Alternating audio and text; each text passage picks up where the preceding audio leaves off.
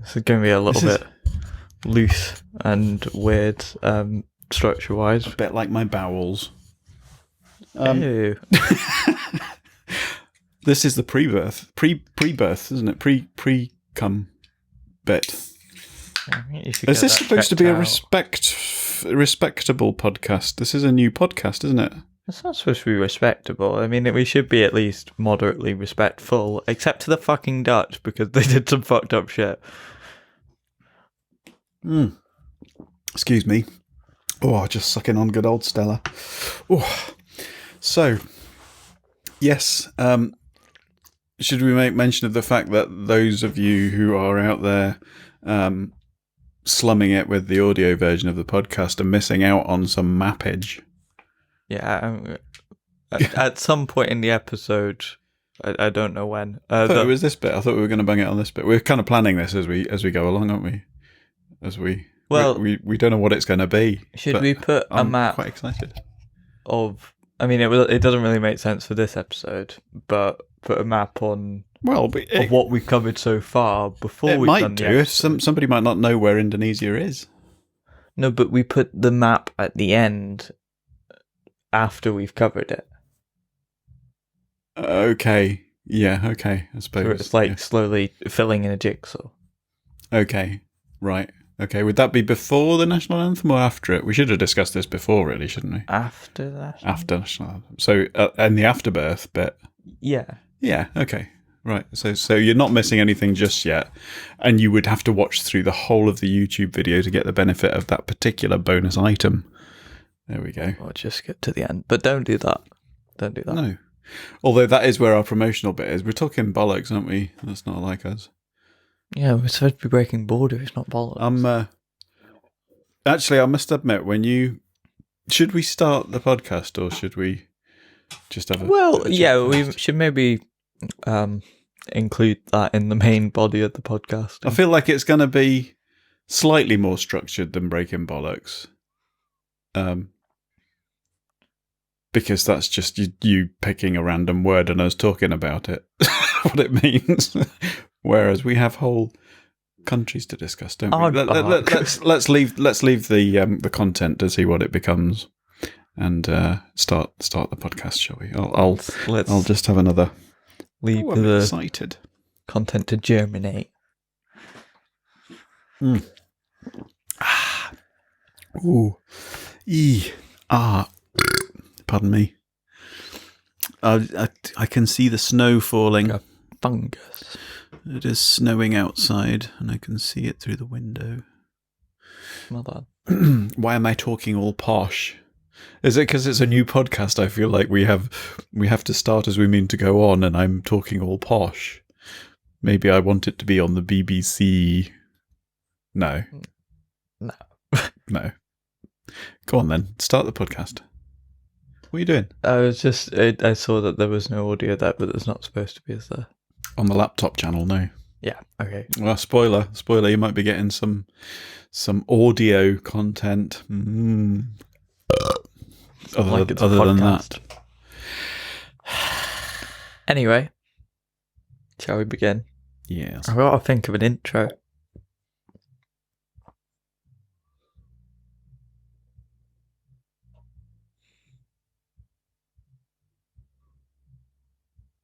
Whenever you're ready.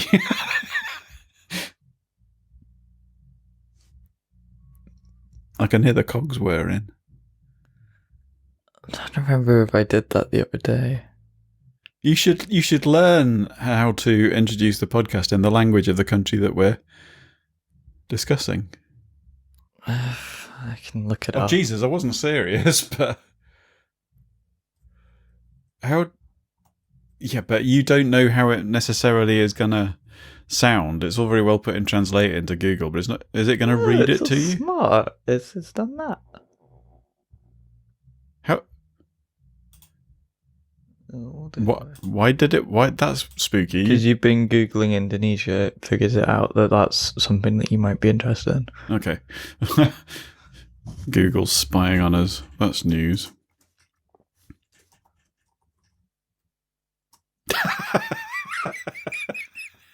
Sorry, translation.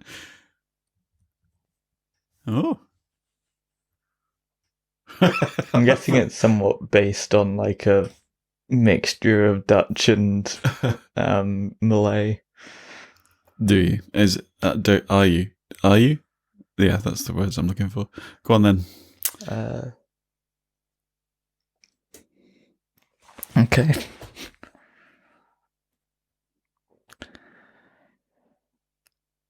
I'll need to just hear how it's pronounced first. Halo internet, saya Virbol dan saya pengorbit. Oh. This is going to be in the pre-bollocks. Yeah. We're just getting organised. Halo internet, saya Virbol dan saya pengorbit. Okay. I'm not going to try and do it in the accent because no, it would be rude.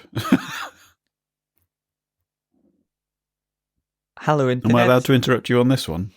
I couldn't resist. Please interrupt. Please carry on. Sorry.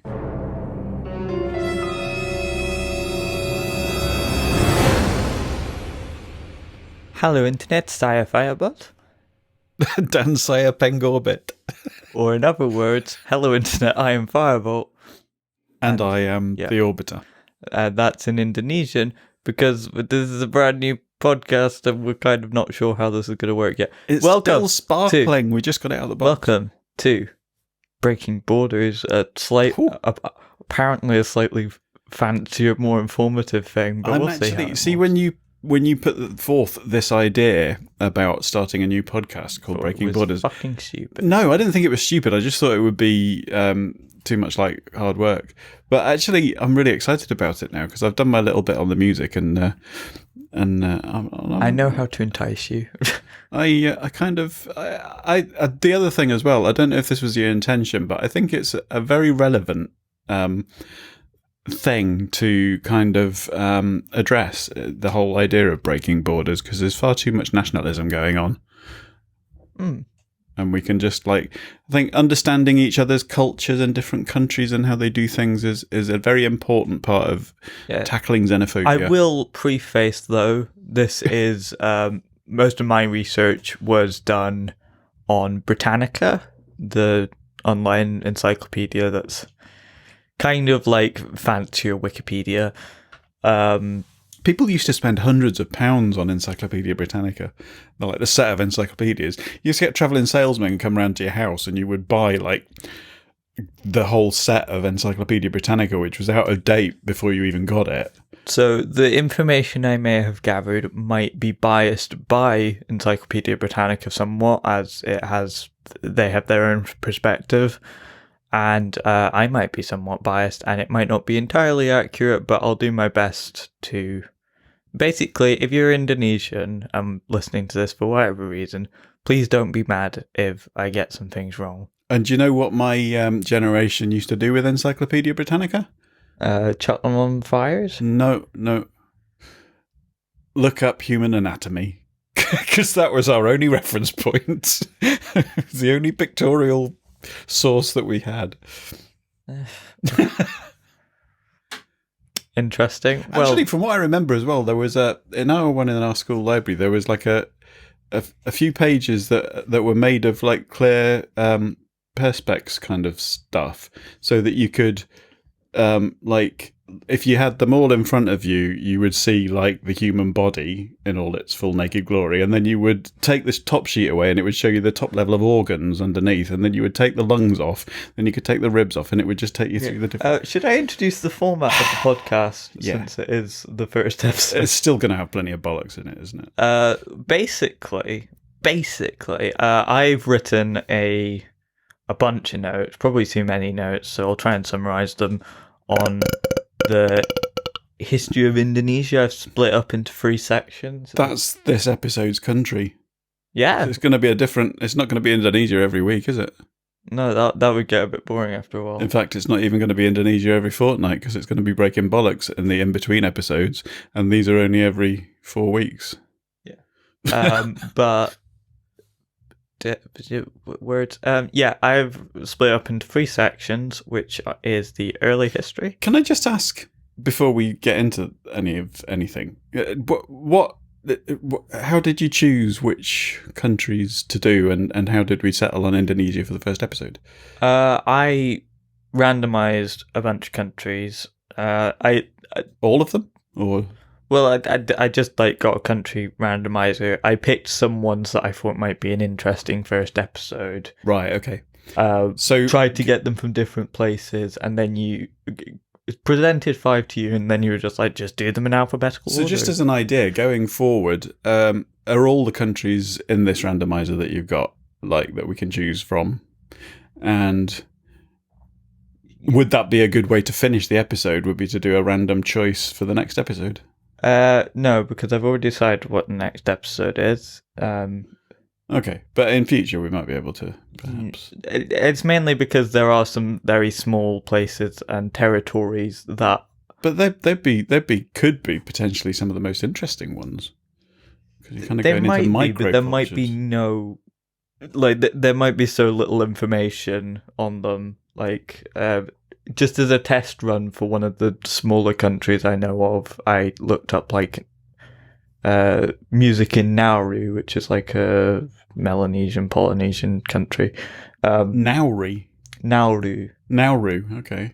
I'm not sure if I'm pronouncing that right. And I just looked up bands from Nauru, and I found no information. Oh, right, okay. I think there's a page for the music of Nauru, but it's really limited. Yeah, so we're gonna be selective then. But there's plenty to somewhat cover. Selective. But who knows? Maybe if we... I mean, we're only going to be covering 13 countries a year. I don't think we're going to run out anytime soon, are we? Yeah, I guess. Unless the planet unites under a global flag and all borders are broken down, in which case our job here is done.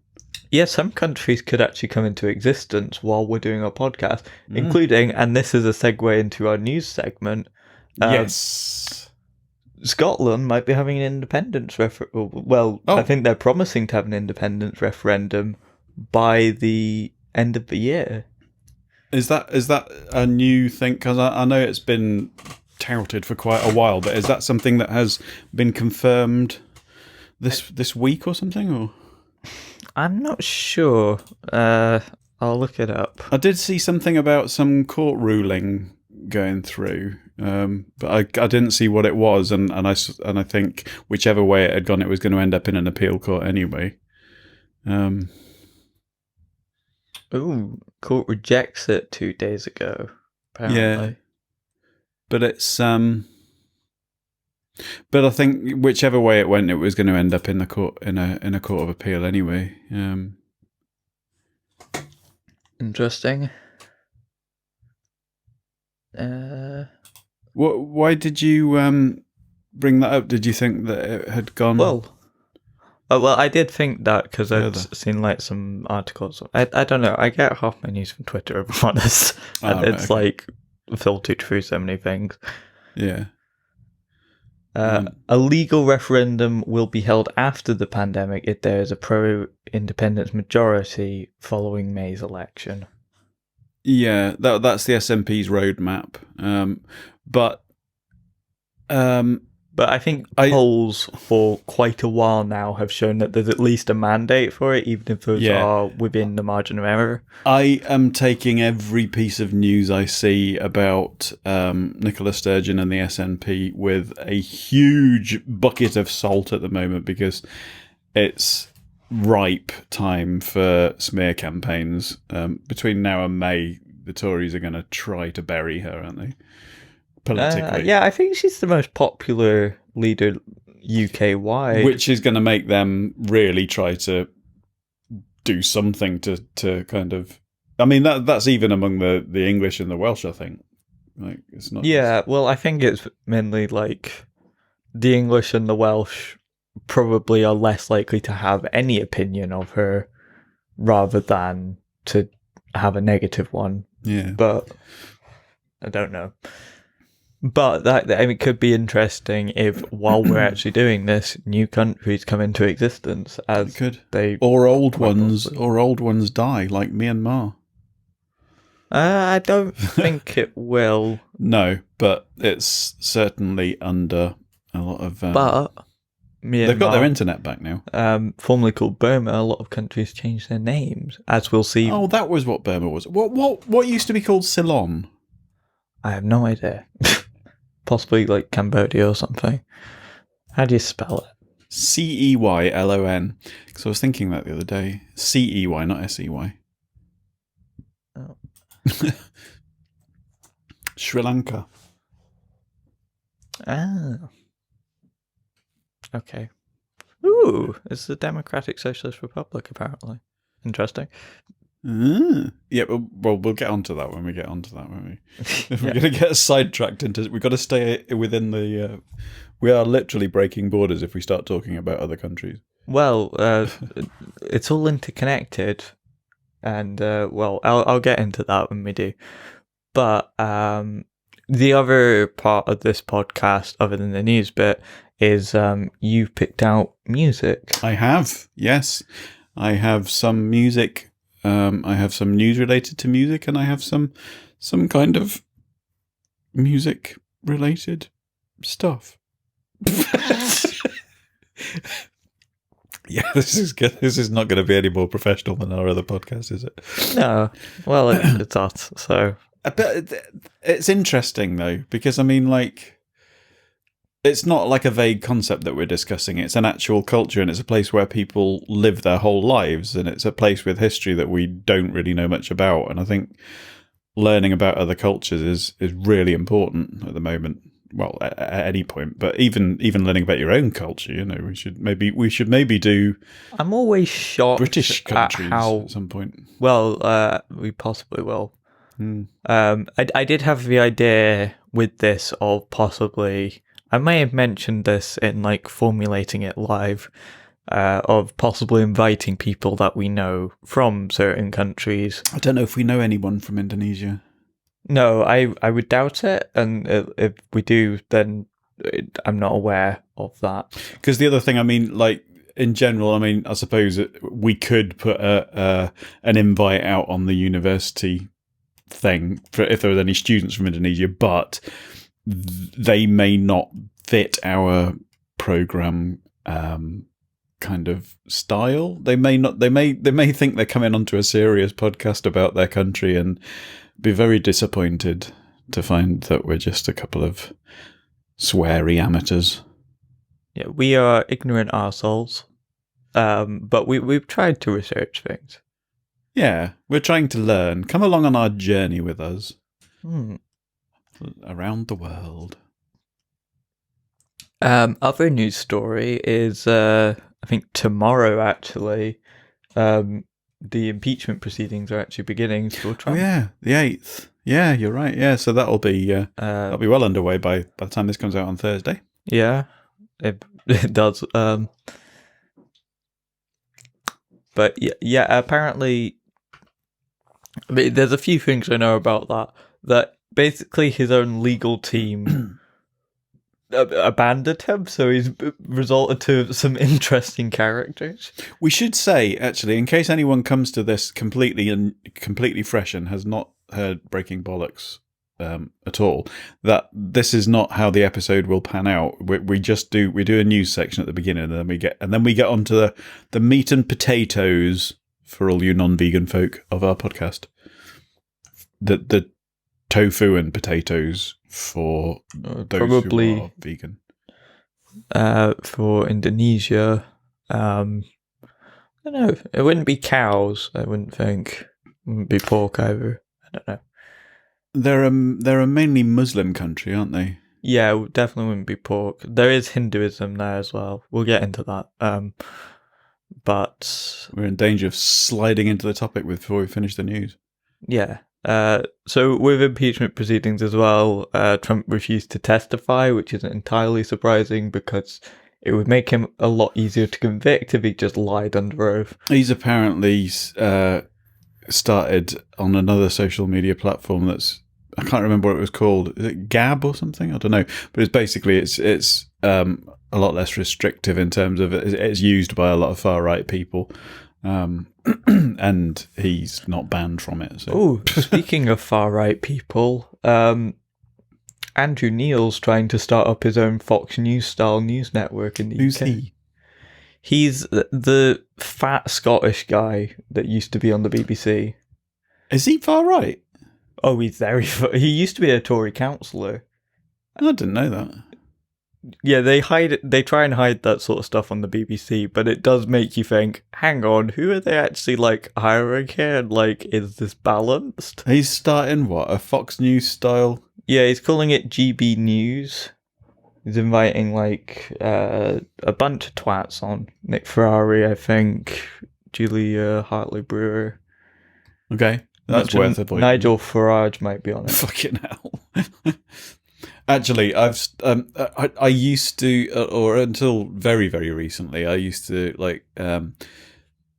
Well, I've succeeded in not putting the news on over breakfast now. I now watch things like The Simpsons and Friends, and started on Mozart in the Jungle because I got fed up with South Park, and the American Office was shit. So, but rather than putting the news on after that when I'm kind of getting dressed and stuff, because it's so depressing, and before I go to bed as well when I'm getting undressed, meow. I've started just putting Sky Arts on. Yeah. It's just because it's like there's stuff that I find really interesting but wouldn't deliberately watch. I learned some stuff about Lauren Bacall earlier on. I don't know who that is. She was an actress from the she was very close. I think she was involved with Humphrey Bogart, but she was also in films with I've heard the name. Like Greta Garbo and Marilyn Monroe, that sort of era. All right. But you know what I mean? It's the sort of stuff that it's fascinating and might come up in quizzes, but I would not normally go out of my way to watch, and it's a lot more interesting and less depressing than the news. Yeah, it's probably a lot more factually accurate as well. Yeah. Oh, and then there was an interview with Viola Davis on after that, which was fascinating as well. Anyway, sorry. But I mean, I think there's basically been a campaign to like boycott people that might advertise on there. Also, there are very strict broadcasting rules for news in the UK. Which is why we have this very common, like, at least attempt at balance on TV news, and the tabloids are an utter shit show. Yeah. We have Ofcom here, which makes it so that you have to be very careful with neutrality and stuff, and if you're not, you have to clearly present it as opinion. Yeah. Can't remember what it was, but I remember seeing something on the front page of one of the tabloids because I sometimes see like the press preview stuff, and I just thought that's actually really disgusting. Like that anyone would put something like that in print and publish it and sell it to people. It's just they really are vermin, the tabloids. Yeah, that's being kind. It's a fucking nightmare. Especially when they're particularly targeted at certain people. But yeah. But anyway, do we have much more news? Because I want to get on to Indonesia. Oh. I was expecting this to be sort of a not having enough time to go over things in detail sort of thing. But well, it's not that I've got like loads to say. It's just I'm enthusiastic to learn about stuff because obviously I've done my little bit on it, and you've done a lot of research on. Yeah, so I like to give you an idea. We can't travel anywhere at the moment, so of the kind of preparation we've done. I have. I'll look up the word count just quickly. Approaching 6,000 words of notes. What the over 12 pages. You're not using all of them. No, I'll summarize some of them because some of them are just sort of. I'm just reading some of it myself, and I'm just going to be taking the piss out of some things. Anyway, and what have you got? I've just done a bit of research. I did about half an hour of looking at some music and stuff earlier on, and my notes are in the form of I've got a page that I can read some stuff from. Yeah, I finished. I'm doing the music bit. Nearly a week ago, and you did this yours earlier today. Well, Sunday's my day off. You see, yeah, And I do want it to be. I don't want it to be a work thing. I'll do enough of that. I do find it interesting that it's probably that I overdid it. You are obsessive. I mean, let's not do a flags podcast. Although we will have the flag on the on this episode later on for you YouTubers. Well, I will explain the meaning behind the flag. Ooh. Anyway, if you are wanting to get on with the sort of segue into the rest of the podcast, shall we look at some news from Indonesia? Go on then. Okay. Wow. What's happening? This is an interesting one from the 6th. Wow. Blood red floodwaters in an Indonesian village in central Java. That's presumably something to do with the sort of what would you call that? Subheadline? It's not a subheadline. What do you call it? What do they call it? Subheading. Are you going to read it? Sorry. Well, the reason why it's blood red is it's not actual blood. A batik factory? I don't know what that is. We should maybe find out what it is. What's a batik factory? It's dye. Oh no, it's crimson dye, but batik textiles. It's the area south of the city of Pekalongan. I heard of that. Famed for its traditional wax and dye batik textiles. Cool. Speaking. Oh yeah, there's a child playing in what looks like blood here. I did read that they were maybe at some point going to move the capital, and I'm wondering if that's to do with flooding. Like to the end of the country's name. Oh, sorry. You should be. It'd be Indonesia.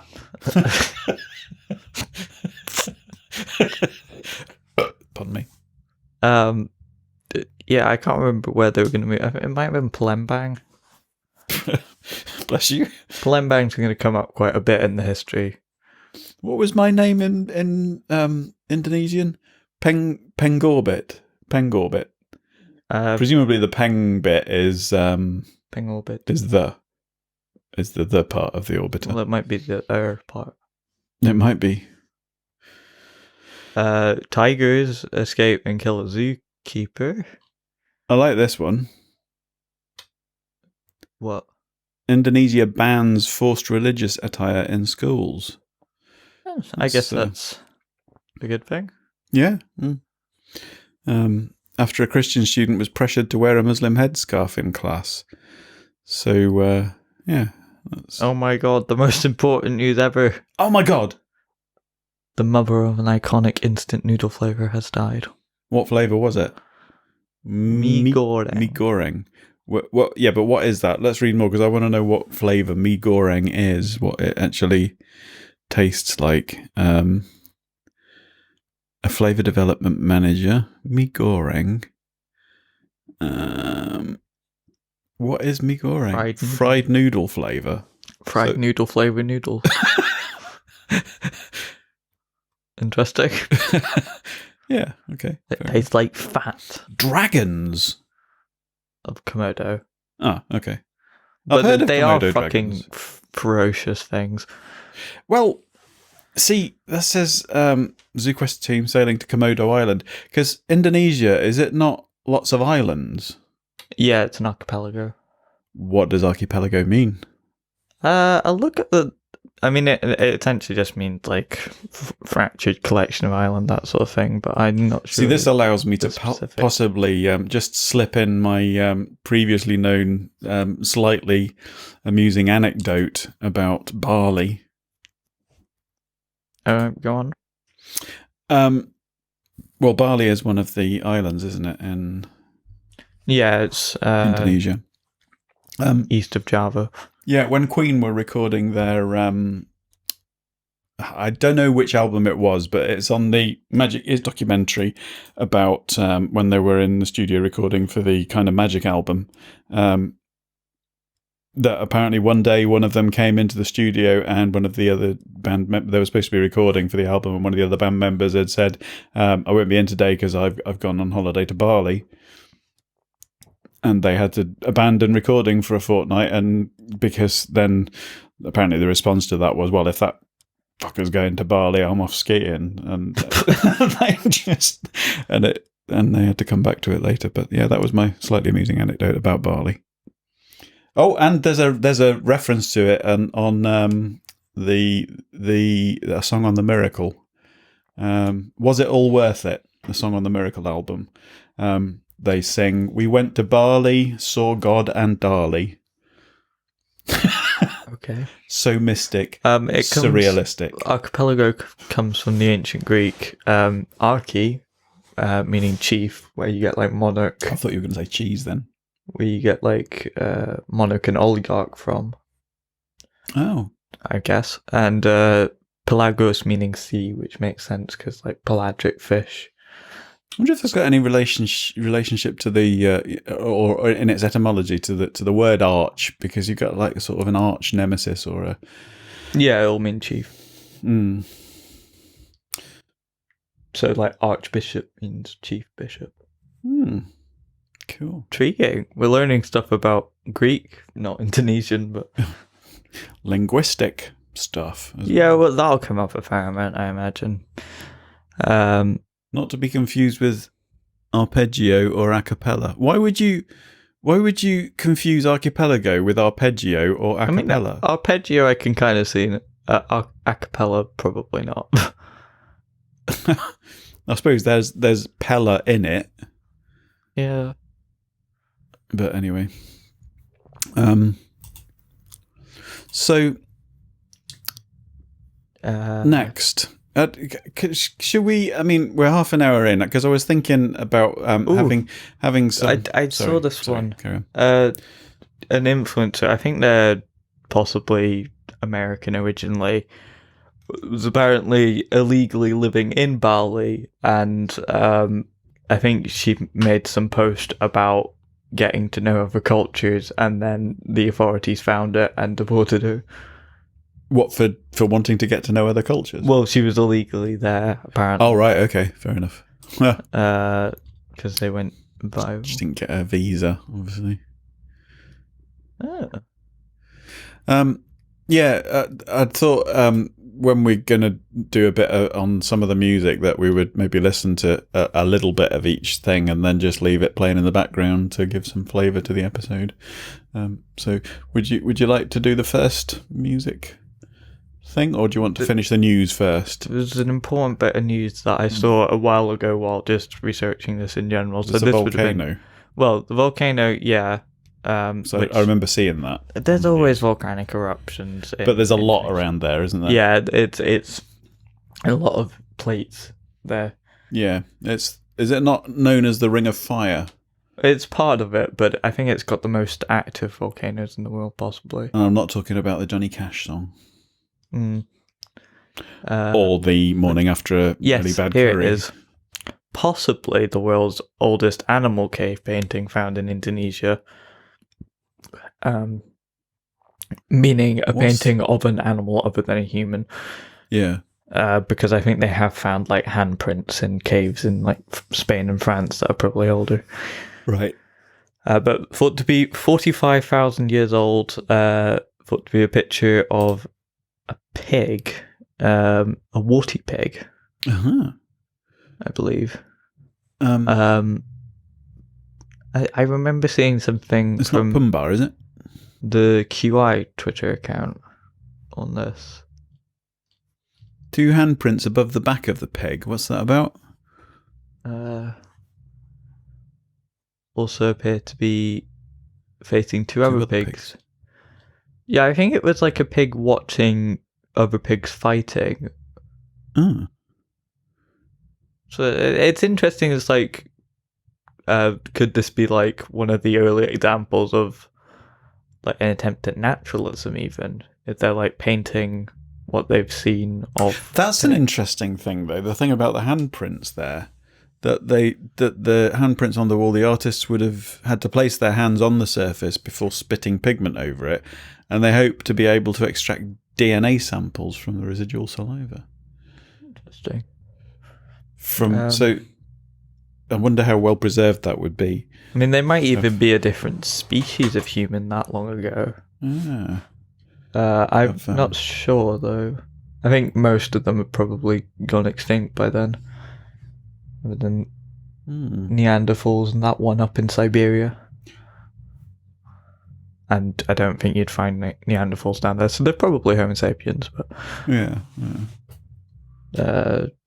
A hashtag. It's just looking through other things found around the world. Anyway, that was something that I found interesting. I think we'll stop with the Indonesian news for now. If also, if you find this interesting, an article on why monkeys steal loads of stuff. I saw a really horrible one a while back where like kidnappers will use them to like steal children. Where is it? Is it Malta or Gibraltar that has lots of monkeys? I know Nan went there. I would think Gibraltar then, because she brought back a hat and it's got a monkey on it. Yeah. Apparently, you've got to be really careful with your personal belongings there because the monkeys they literally they'll steal your handbag and your purse and stuff or any kind of jewelry that you might have that's loose. They're smart buggers. Yeah. But anyway, I guess it makes sense why Aladdin had a monkey then. Yeah, and Indiana Jones. Can't remember. Don't know if it was his monkey or not. Anyway, do you want to just do a first bit of Indonesian music? Sure, if you're eager. Well, I've got 6 examples of Indonesian music, and do you want me to do my overview while that's playing in the background? Yeah, I can do. The first one, which is probably the one that I immediately thought of when you said about Indonesia, is that I've got 6 of the traditional forms to look at, and then I just happened to look at what's number 1 in the charts there as well, so we'll maybe finish off with that one. But gamelan, have you heard of gamelan music? Yes, I believe my percussion teacher did a... they were showing me around like the music department when they thought I was going to be doing... have you got some gamelan bells and that there?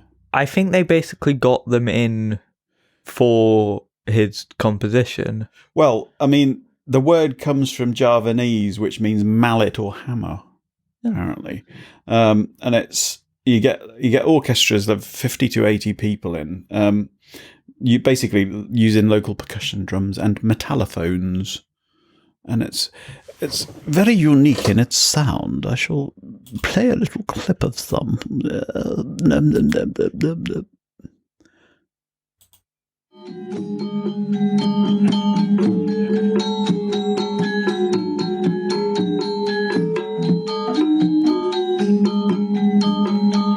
We might get copyright strikes, but I think that's much better on YouTube these days. Yeah, it's I mean, I can turn this down if it's gonna it's fine. Put us off. But one of the things that I do remember when I was learning about gamelan music when I was younger was that it uses one of the things we get used to in Western music is the scale that we use is basically divided into 12 notes of what we call equal temperament. They're evenly spaced, but a lot of different cultures have different versions of the scale. So yeah, well, I mean, like microtonal stuff that our ears find unusual. Yeah, which is why I guess like they have like very distinct sounds for this sort of stuff. Yeah. I mean, you'll get that when we come across stuff that's got like sitars and stuff, but I'll turn it down a little bit and leave it on in the background while you're talking about stuff. Alright, so I'll do my overview. So yes, as I said, it's an archipelago, and it's on the equator, which I sort of have this sort of slightly slanted view of the world, where the equator is. Because South America is a lot further down than I usually think it is, and Africa's a lot further up. Right, yeah. Just trying to think, where does the equator go through the Americas? Sort of top of Brazil. Right. Okay, so most of South America is below the equator, but there's quite a large chunk at the top of Africa that's above the equator, isn't there? Yeah. I mean, I think the Sahara is sort of created by a region that's at least 15 degrees up in latitude. Yeah. From the tropical region. But yeah, so being on the equator, it has a lot of rainforests is a notable thing about its climate. Yeah. But it's also situated between two oceans, the Pacific and Indian Ocean, so it becomes quite a crossroads, both in terms of trade and, by extension, cultures between mainland Asia and sort of Oceania and Melanesia. So, heading right from Indonesia, or east from Indonesia, is it pretty much open sea for like half of the planet? Pretty much. Depends which, if you mean like directly east and where from, because there's quite a lot of different islands there. You might hit the Philippines at some point. Yeah, it's just I seem to remember. But then there's also Papua New Guinea, which shares one of Indonesia's islands is like half of its Papua New Guinea. Yeah, I seem to remember when you see these programs covering New Year celebrations from all over the world. The ones that tend to come up first are that from over in that area. I can't remember where the first sort of dateline runs. It changes depending on who they want to trade with, so that they're not getting the wrong work weeks mixed up. Oh, right, okay. I think it was Kiribati fairly recently changed theirs to fit with Australia's more as they began trading. Oh, right, okay, fair enough. Yeah. Interesting. There's a good Mapmen video on that, by the way. Anyway. There's a good what? Mapmen video on that. I like Mapmen. I bet you do. So, as we'll get into, it was formerly known as the Dutch East Indies until 1945, which is when sort of Indonesia in its modern form takes shape, and around about that period gained recognition. Yeah. And as you might notice from that date, that is very connected to World War II. I see. So it's the largest island country in the world, both in terms of area and population, and covers a whole eighth of the Earth's circumference. So it's a very big country that we're covering here, as it's the fourth most populous. Eighth of the Earth's circumference? Yeah, it's very wide. Really? Yeah. That's like half of a quarter. Well done. I'm just thinking, like, if you look at a globe and you cut it into sort of 4 segments. I mean, I think it's sort of slanted, so it's not like directly east to west, but it is still, an 8. Well, yeah, I suppose a circumference is a circumference in any direction, though, isn't it? It's kind of yeah.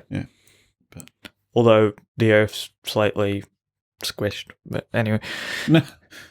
Sorry about that. 4th most populous country in the world, as said, and the 2nd most linguistically diverse. Populous meaning, does that mean population density? Is it?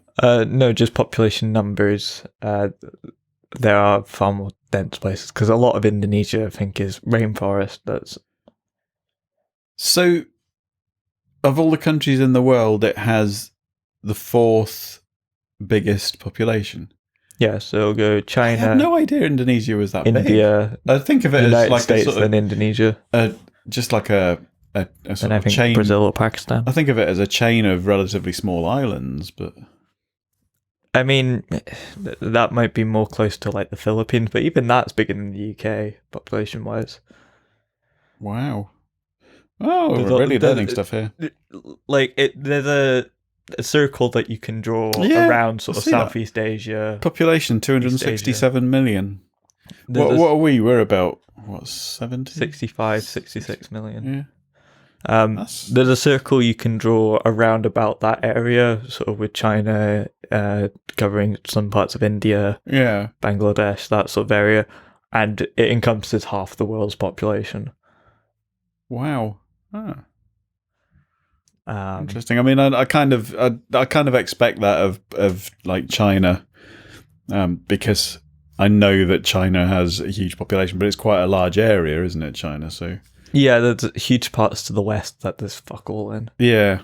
Or at least that's what the Chinese government wants you to believe. Okay, carry on. There are Uyghurs there, and well, there were. But yeah, there's concentration camps there, so we'll get to that when we get to that. Second most linguistically diverse. The first most linguistically diverse is Papua New Guinea, which is like directly bordering it. So it's a very, like, there's a lot of different cultures and languages just mixed in here that have basically all just been lumped together by colonialism. Interesting. And Indonesian as a language is sort of a, I think it's called a Creole of all these different languages. I remember seeing that they speak like very similar to Malay, don't they?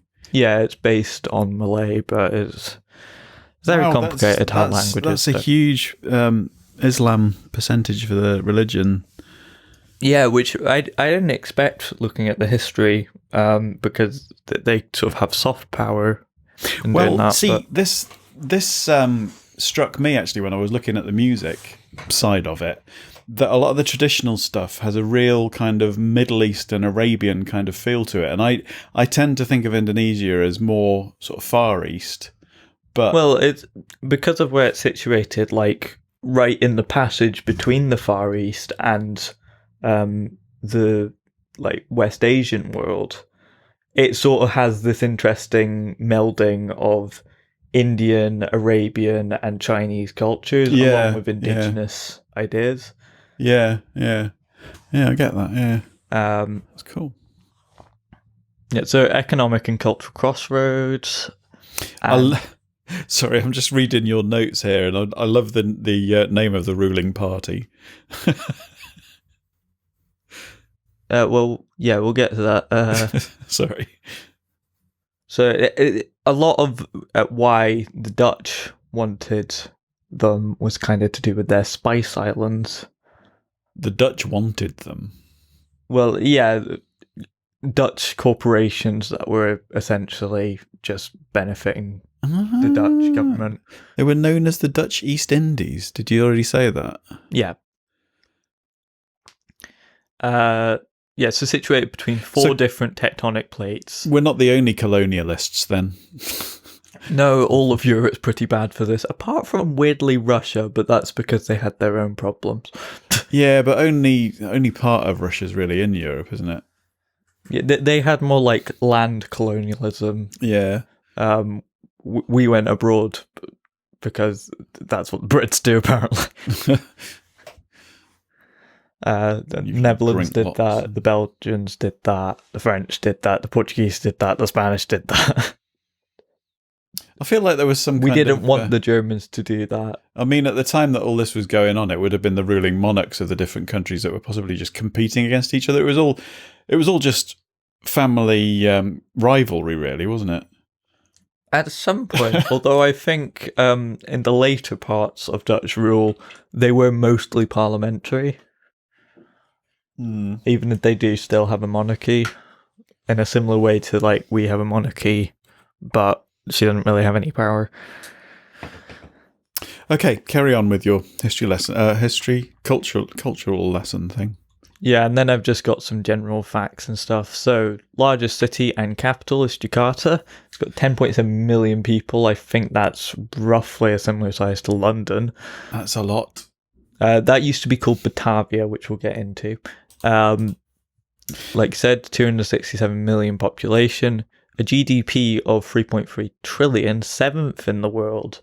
Meaning Indonesia could actually edge us out of the global economy at some point soon. This is going to blow my mind, this series, because, and it's probably quite revealing of my own ignorance, but I would imagine it's quite widely shared that and it always surprises me when I see pictures from other countries of their like big cities and that.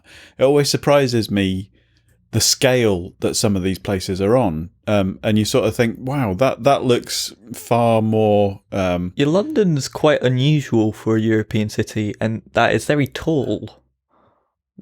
What is? European cities don't tend to be that tall. They tend to be like that sort of traditionalist London's style. not particularly when you compare it to places like New York and I don't know whether Jakarta's like that, but I have this mistaken assumption that we are, along with America, some of the most sort of developed countries in the world, and we maybe are, but it's not that places like Indonesia aren't just as developed. Do you know what I mean? I think it's considered a developing economy. A developing economy, but you look at the pictures of like Jakarta and you think, well, that looks pretty developed to me. It's kind of to do with like, I guess, how stuff looks outside the city as well. Yeah. Because there'll be a lot of rural areas that have a lot less connection. I wonder how the balance, because obviously, that is massive.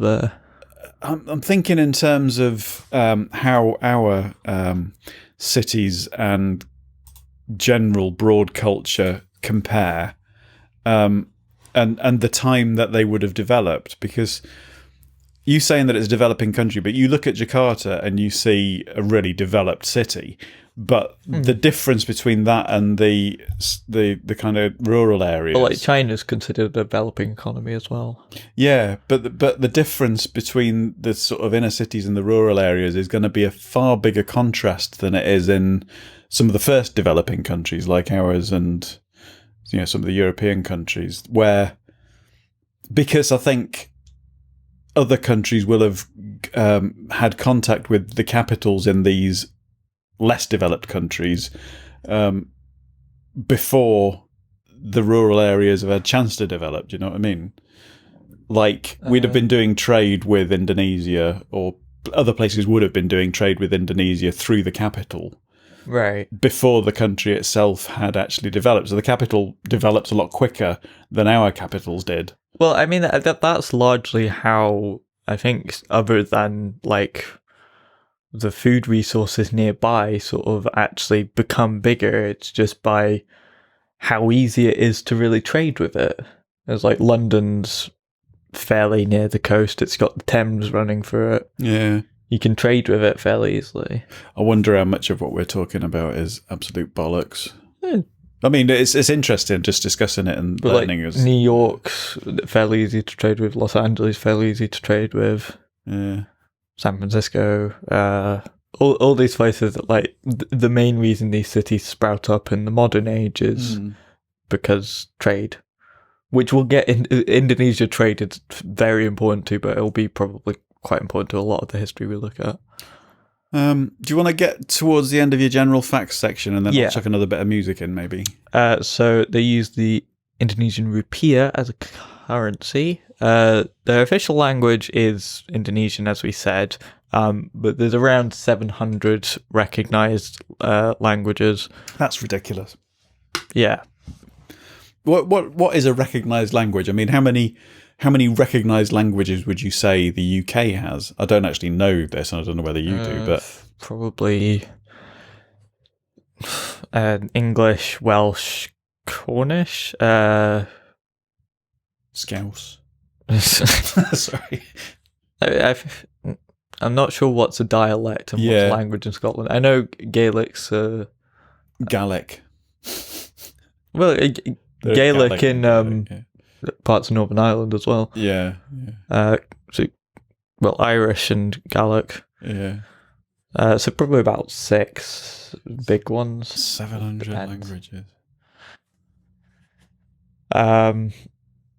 But yeah, and those are indigenous languages, not just that there are people speaking them that were like immigrants. Yeah.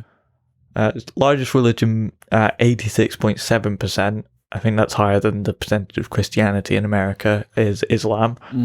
10% Christians. I'm guessing that's largely from its colonial periods under the Dutch. and about 1.7% Hinduism. And then I imagine there's a smaller percentage of Buddhists there as well. Yeah. Mm-hmm. In terms of government, it's a unitary presidential constitutional republic, which is a very technical term, but basically, politically, it's a lot like the US, although it technically, I think, has a parliament. Good luck with that. Head of state is President Joko Widodo. That was what I was laughing at earlier. But I love the name of the ruling party. It has a very long ruling party, long-named ruling party at the moment.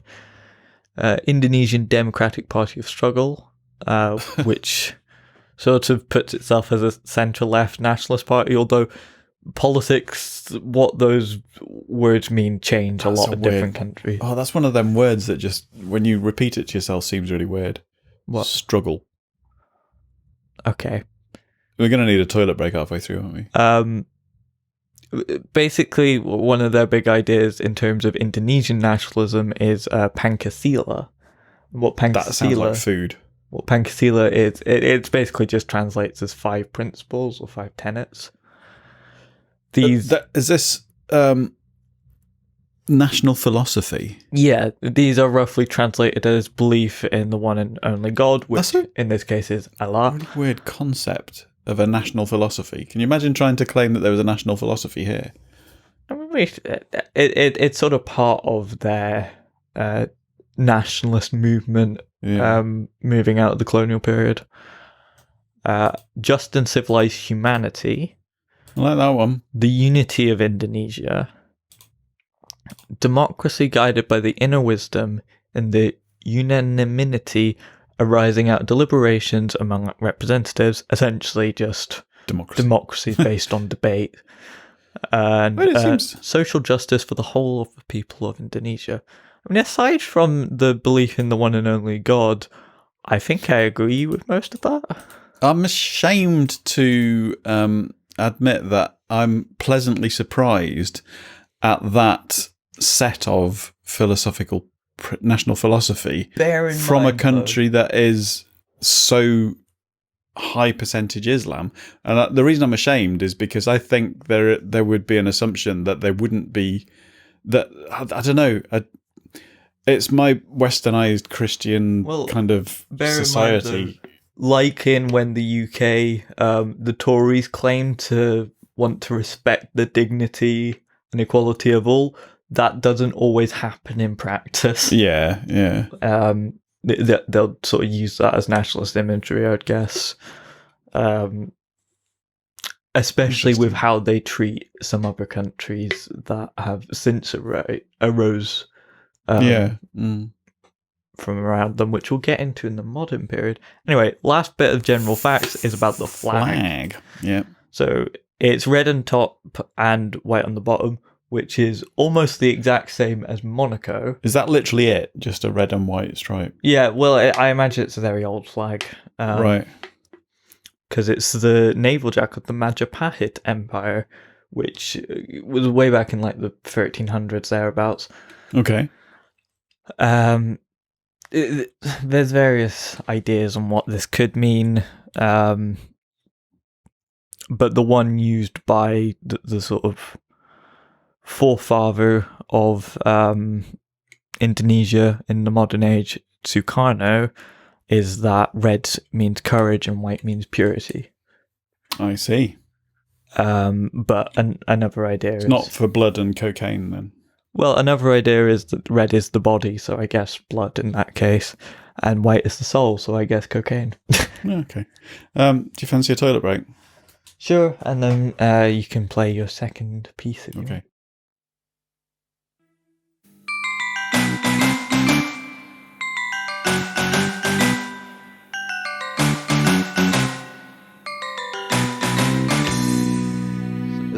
This is...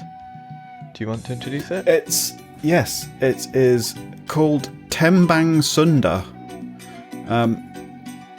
Now, a lot of the different styles of music that you get sort of through Indonesian culture are kind of quite well related. I said about gamelan before. the Indonesian government was proposing to make gamelan a UNESCO cultural heritage. There's a village, Wirun village in central Java that's famous. Can I ask what year this gamelan was craftsman for generations. released? Well, this one, Tembang Sunda, is it's a type of sung poetry. It's popular in Western Java, evolved in the mid-19th century, and has always had much support from the rich courtly class. It's vocal and instrumental. Usually a solo vocalist accompanied by indigenous music instruments, which are used, such as rebab suling and kakapi indung. It was initially performed at private events like receptions, but has recently started being performed at public concerts as well. So it's popularly practiced in Western Java. Interesting. It does sound quite modern, doesn't it? Yeah, well, I mean, I did think it would have been originally like a sort of pop song from like the 70s or something, but I mean, maybe this is a derivation of it. I don't know. it might be. It's all in different. Yeah. This is from Pop Sunda Terbake, so it's like a kind of a Okay. pop kind of a modernised version of Tembang Sunda. Alright. Oh, just leave that on in the background while we. Okay, so the first section of the history that I've got here is of pre-colonial history, and this covers Colonial being Dutch colonisers. actually pre-Portuguese colonizers. Ooh. Because aside from trying to run indigenous people out of their homes, they were also trying to compete with one another for various places. Oh. Okay. But we'll get to that when we get to So it was like a literal capture the flag kind of thing. more capture the spices. Yeah. And plant your flag. Yeah.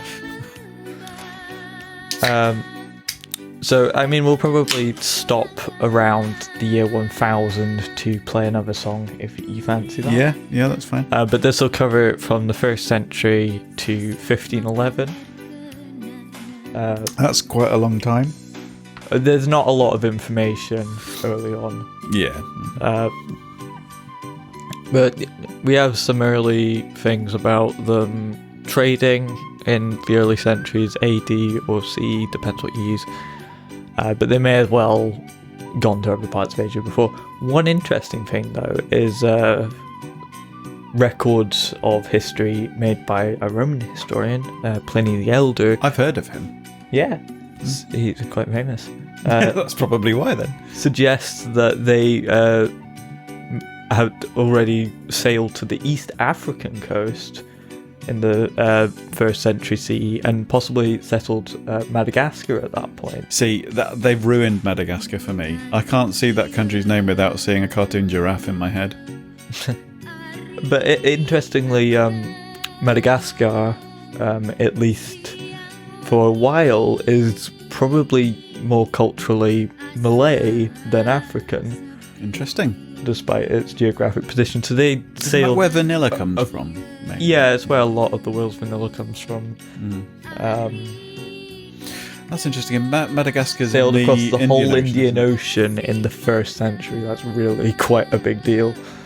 Yeah. Yeah, I mean, it's not like they had speedboats or anything. No, but I mean, they might not have gone over open ocean, but it's still a big thing that this... And they weren't united at this point. These were just a collection of different islands. And just thinking about the technological level of humans around the last sort of 2,000 years, they did a lot of quite dangerous exploration, didn't they? Human beings. Like, I mean, it's the sort of thing where you'd literally be thinking now about just like heading off into the solar system. But then I suppose at least now we have some idea of what's out there from the technology that we have. Well, it's just they literally did not know. They would sail off into the ocean and not know if they were ever going to see any other land. Ptolemy, who's an Egyptian/Roman geographer because Rome owned Egypt at the point, in the 2nd century, he basically made a map of the world. It didn't include the Americas, but it was surprisingly accurate for the time. Yeah.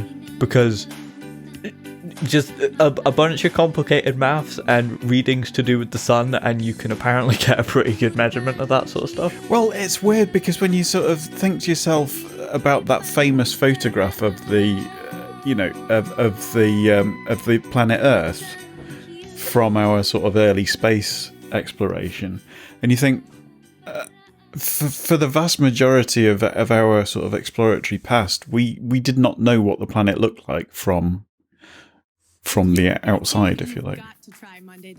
No, let's not have adverts in the background. Shut up! Go away. Well, unless we're getting a sponsorship.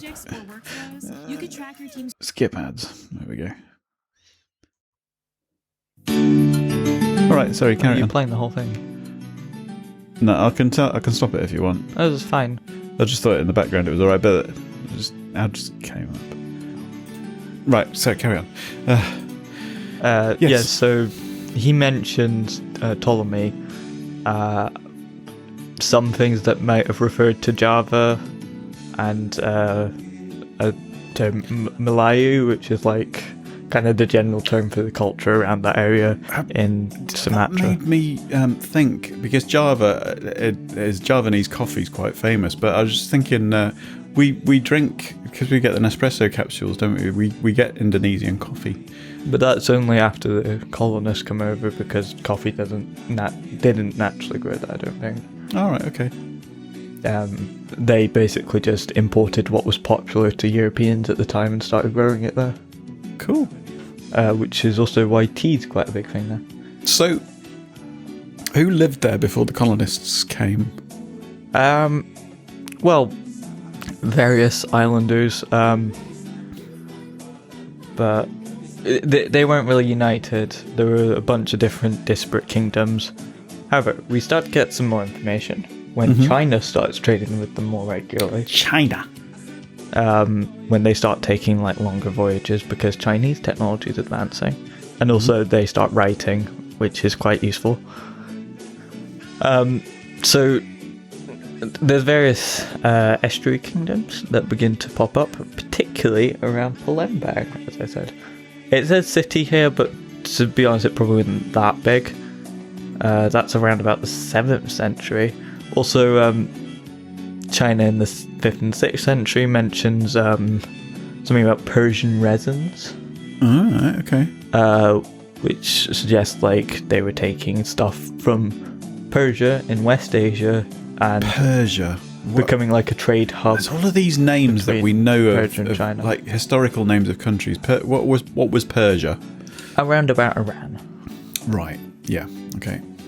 Because I know I've heard of Persian rugs as being quite high quality. Right.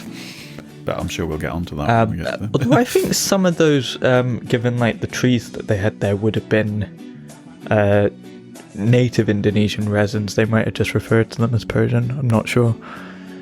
And why not? Have you not done your research in depth? I just read Britannica, mate. It's a long article, and this is just a history part. Ooh, Borneo. So, sorry. For quite some time, it was just they communicated with one another, various different peoples, but they didn't really form any sort of big kingdoms, because for a long time they had fairly equal resources, and when that happens in a place, no one really becomes dominant. It's interesting. I mean, boundaries, countries' borders are kind of defined geopolitically, aren't they? I wonder at what point this collection of islands became known as Indonesia. Quite a bit later. Yeah.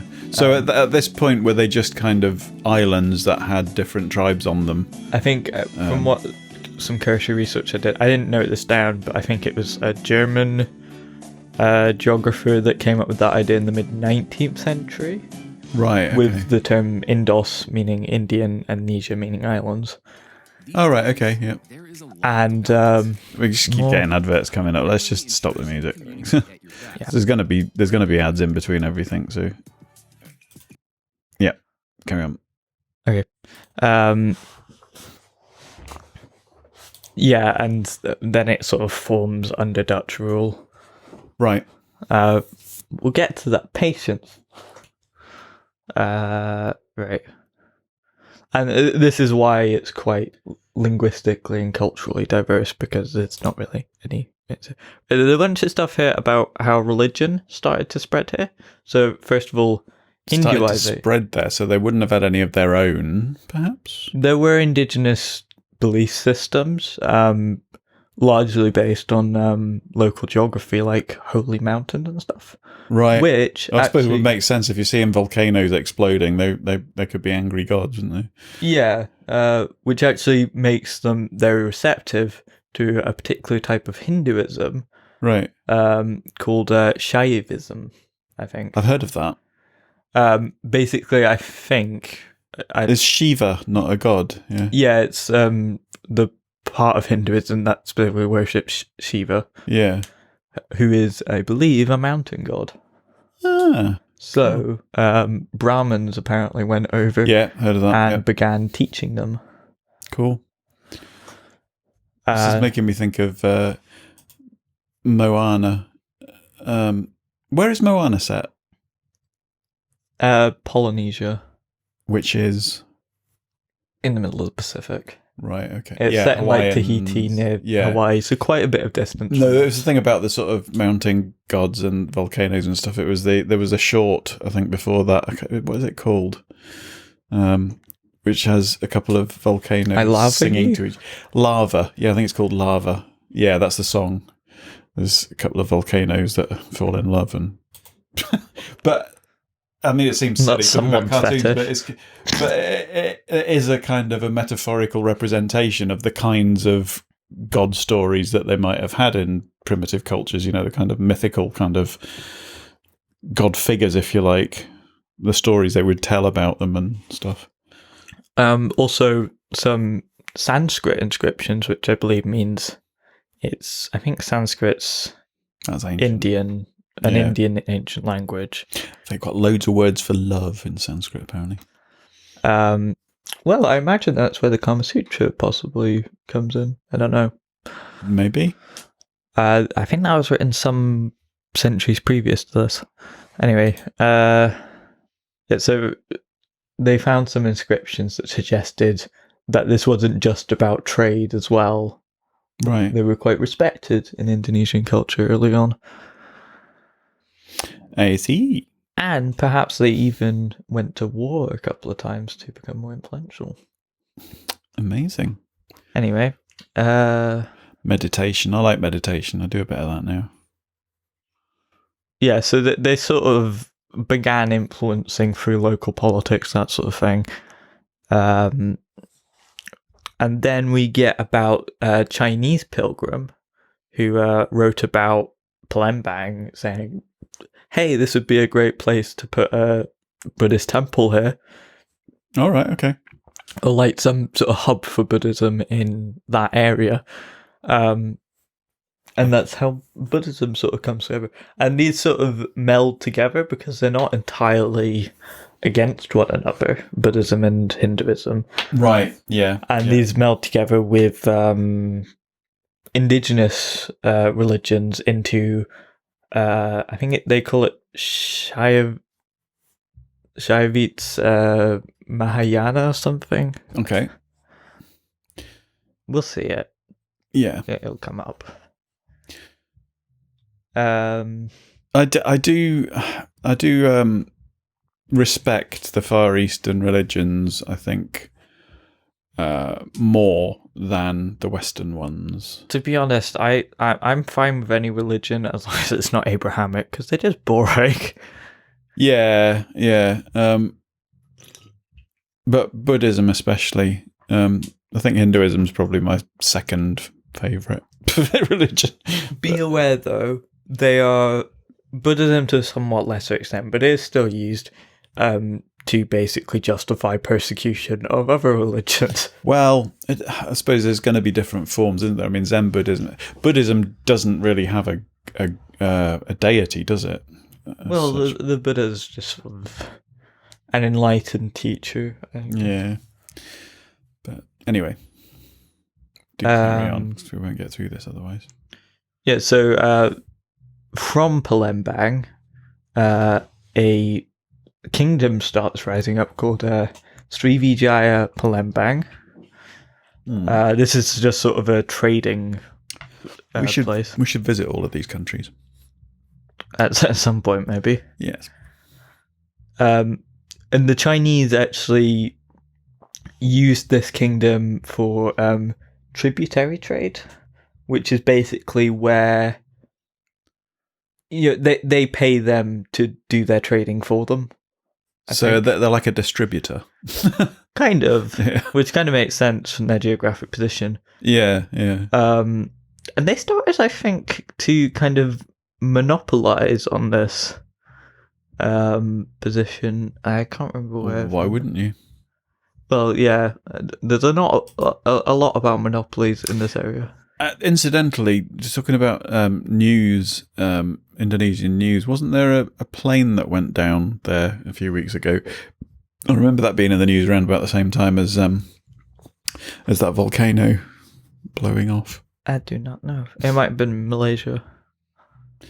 Don't know. Anyway, do carry on.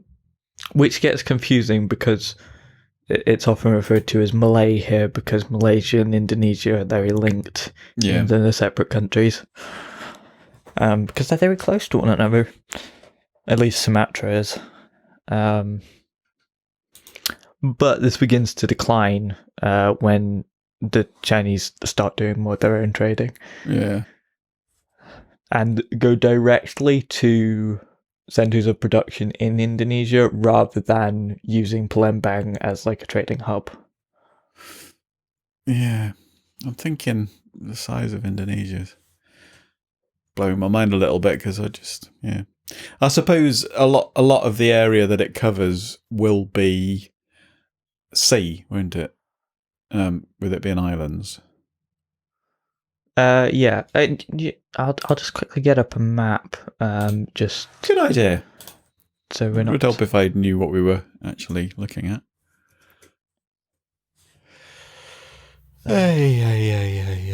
And as we say at the end of the episode on YouTube, you will see a map of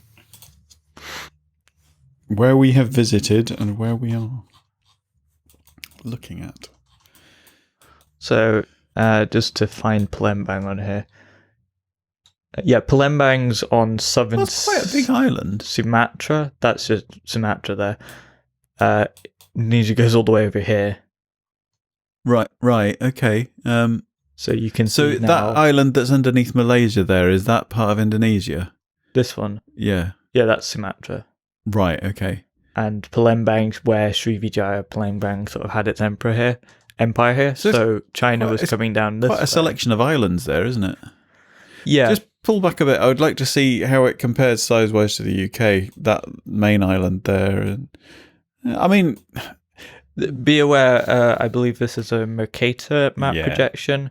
At the equator, this is the countries are very shrunk down. I remember seeing a realistic landmass map, if you like, which showed, and it's quite shocking actually, how huge, how incredibly vast Africa is in real life, as opposed to what you think it is on the map. I mean, it looks fairly big on the map anyway, but you would think Greenland's about the same size as it, but it can actually fit within Democratic Republic of the Congo.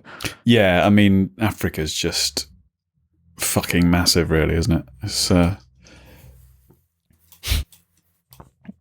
have made the song a bit different. Yeah. Anyway, do carry on. Right, so Srivijaya begins to decline when Chinese start doing more of their own trade, but we get some more about Java here, particularly Central Java, in which dynasties rising up. Doom, da-doom, And it's basically on this idea that the Shalendras are of Indonesian origin, and so that's a very prestigious thing, even though we know that ultimately they're not, but the more interesting thing about this, other than prestige and stuff, is the Kedu Plain, in which they construct here is Mahayana Buddhism, a temple called Borobudur, which is quite a famous world monument. Have you heard of it? I haven't actually, no. I'll see if we can get a picture. This won't make sense. I mean, we probably won't show it on the YouTube thing anyway, but... No, because that would involve work. But you can look it up. Boro. I'm aware of this because of Civilization. Oh, I'd recognise the picture. I just didn't know that was what it was called. Yeah, it's quite a famous structure, I think. Yeah. And that was constructed... when was it? Late 8th to mid 9th century. Right, okay. And also the greatest temple of them all. To Shiva, at least in this area. Although not specifically to do with that dynasty. It's connected to the sort of prosperity of the time, I guess. Uh-huh. And these were resting places for their kings. Huh. And they were sort of considered gods. That, just to tangent a little bit, talking about kings, brings up a piece of news I saw today about our own queen, who apparently put pressure on and achieved... Stop fiddling with your mic. Oh well, go on. Nobody would have known. Anyway, yes, she put pressure on and achieved a change in the law so that her private wealth would be kept secret, basically hidden from the masses. What she owns in terms of shares and companies and that normally seems dodgy. Normally corporations. So basically, it's almost like the royal equivalent of setting up a shell corporation, in that her involvement in any shareholdings with corporations she can hold them anonymously and nobody needs to know. Basically, this was in the 70s. She managed to get that through. But anyway, carry on. Okay, so after this information about the Kedu Plain, in Central Java, information just sort of stops for another 5 centuries. We don't know why. This happens a lot, where there's just dark periods where it's just like, fuck knows what happened here. Information we do have comes from Eastern Java, which wasn't like a political thing. It was just a bit strange, a region. It's almost like at some point somebody's deliberately wiped a load of the history out. Well, at some point here, in 1016, a city is destroyed by rebellious vassals. It's kind of chaotic at this point here. Yeah. It's a bit interesting. random. Calcutta inscription, which I don't think has anything to do with Calcutta, because Calcutta, or as it's now known, Kolkata, is actually in Pakistan. But 1041 describes the destruction of the world. It's kind of, I guess, like an epic poem or something, in which a kingdom falls apart. Oh, I remember liking this story. It's kind of funny. King's heir, Erlanger, goes to live with hermits for 2 years. As you do. You see, it's interesting thinking about these dates now in terms of relating it to the kind of history that we've learned about the UK. Like, this is not long before the Norman conquest, basically. So, Erlanger, who's half Balinese, is apparently relevant, defeats his last foe in 1035. King John was doing stuff on Runnymede and Doomsday thingy. But he sees that his kingdom would be thrown into chaos by his sons, and so he divides his kingdom in two. However, they still go and fight each other because... Why wouldn't you? Yeah. And then the southern part Kadiri managed to sort of gain control of that kingdom in the early 12th century.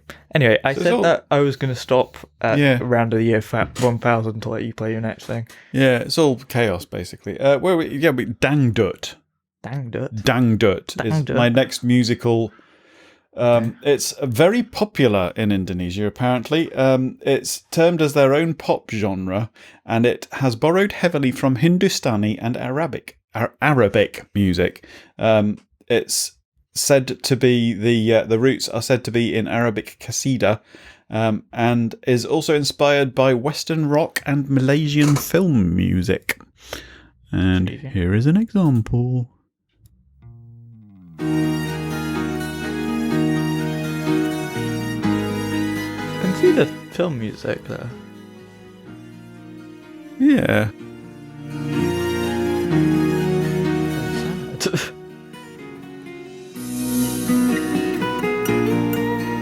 It's a bit like Dire Straits. Imagine this as scoring the Calcutta inscription. Don't know. See, listening to this kind of stuff, I mean, it gives you a flavour of the country's culture, but it also makes me want to go on holiday. You can imagine sitting in a hotel bar listening to whoever it is with their Casio keyboard while you're drinking Indonesian beer, which originally we were thinking about trying to get beer from the countries that we're talking about, but the local co-op's not that diverse, so I'll just leave that on and hope that no adverts come on while you talk about some more history. Yeah, I'm sorry if I'm going into a bit too much detail. I don't want this to just be a history lecture. Yeah, you might want to just summarise some stuff. I mean, a lot of this can be down to there's a lot of chaos going on for a few centuries, really, isn't there? Pick out some interesting kind of humorous things. Interesting thing. This will come up again later. There's this epic poem from 1365, written by... I'll get to it. But basically this story of this king, or this half-Balinese prince's kingdom falling apart because of his sons fighting. Is all in this epic poem called Negara Kertagama. I'm digging this music. So I guess it's like Indonesian Canterbury Tales. Right. In terms of sort of time period. I should have said, sorry, this music is primarily popularly practiced in Jakarta, in the capital, so carry on. Epic poems, Canterbury Tales. So chain of command begins to come up a bit more. We've got half an hour left. No, we don't. Srivijaya Palembang just sort of starts to decline because its main sort of economy was just based on China trading with it specifically. So it's just I don't want to be a pain, but because you're on page 3 of 12, we could be here for 6 hours. Okay. Right. Gradually, though, as this starts to decline, there's a power vacuum in Sumatra, which Javanese kings are eager to get in on. This is interesting. They actually, part of what they theorized that they wanted to do this in Sumatra is actually to defend from Kublai Khan. Oh, I like him. Well, I don't like him. Because the Mongols had recently invaded China. No, we started watching a series on Netflix, Marco Polo, but it got cancelled. It was really good, though. Kublai Khan was the main character, one of the main characters in that. Right. Yeah, there was the Mongols and the Chinese were at loggerheads with each other, weren't they? Well, yeah, basically Kublai Khan, following in the steps of Genghis Khan, conquers China, and King Kertanegara wants to stand against this. Right. So there's a bunch of stuff here about what his supporters saw him as, but basically he mistreated an envoy at some point. That sounds ominous. Yeah, he mistreated his envoy who demanded his submission, which I guess is like a diplomatic formality. Mistreated? You don't have any further details on that? What did he kind of... well, I'm guessing... throw hedgehogs at him? Sort of rude. He might have killed him. I mean, at this stage, like, you might have just fucking executed him. Might have done, yeah. That's quite a severe form of mistreatment, execution. Yeah, so sends a punitive expedition, which is quite common. But it's an interesting turn. A rebel from that southern kingdom thing kills the king and then just basically confuses the Mongols into giving up. As you do. Which is interesting. So Jaya Catwing overthrows the king, and then his son-in-law takes over. And his son-in-law's Kertara Jasa. Uh-huh. He moves this to Majapahit, which is the big part of Indonesian history. This is all going in one ear and out the other. It's interesting to listen to. It's just...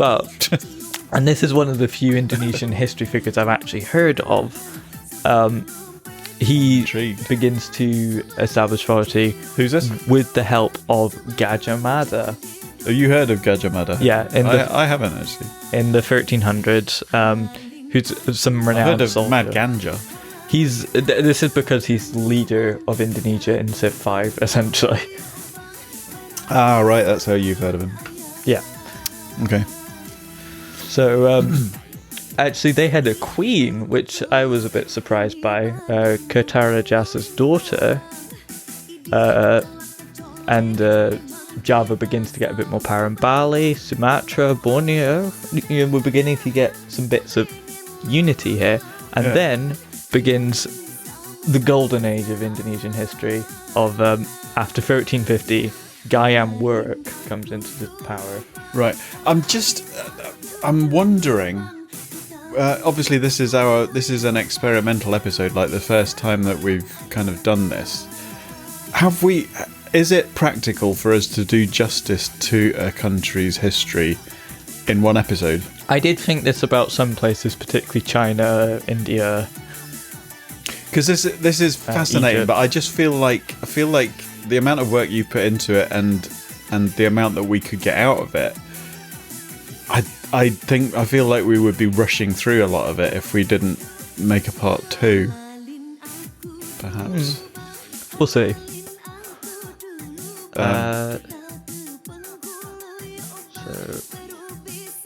So the epic poem written by a poet Prapancha venerates this guy. He does a bunch of territorial expansion, economic expansion. Basically, this is where Indonesia shines under Majapahit, and that's why they use that flag, because they really like this period of history, the nationalists. Right. It's fascinating. I'm just trying to... And they get very wealthy off of spices that they get in this. I'm trying to imagine, because I want to.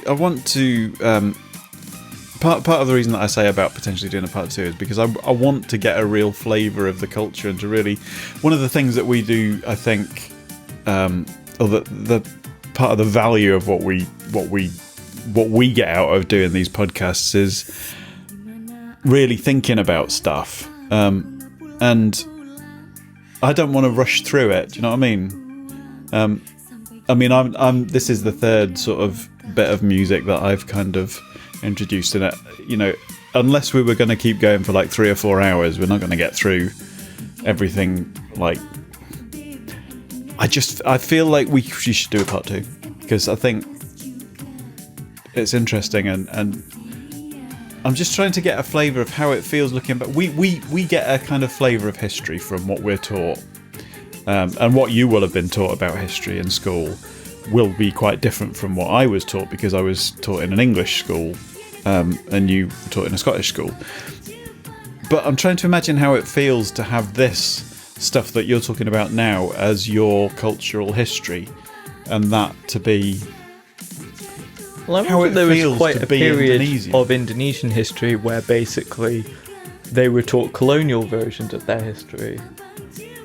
Right. Okay. Because I think that kind of cuts to the essence of what we're talking about when that whole concept of breaking borders, of understanding different cultures, is to try and put yourself into someone else's shoes that has a completely different cultural heritage to you, and try to think about how it feels to be Indonesian.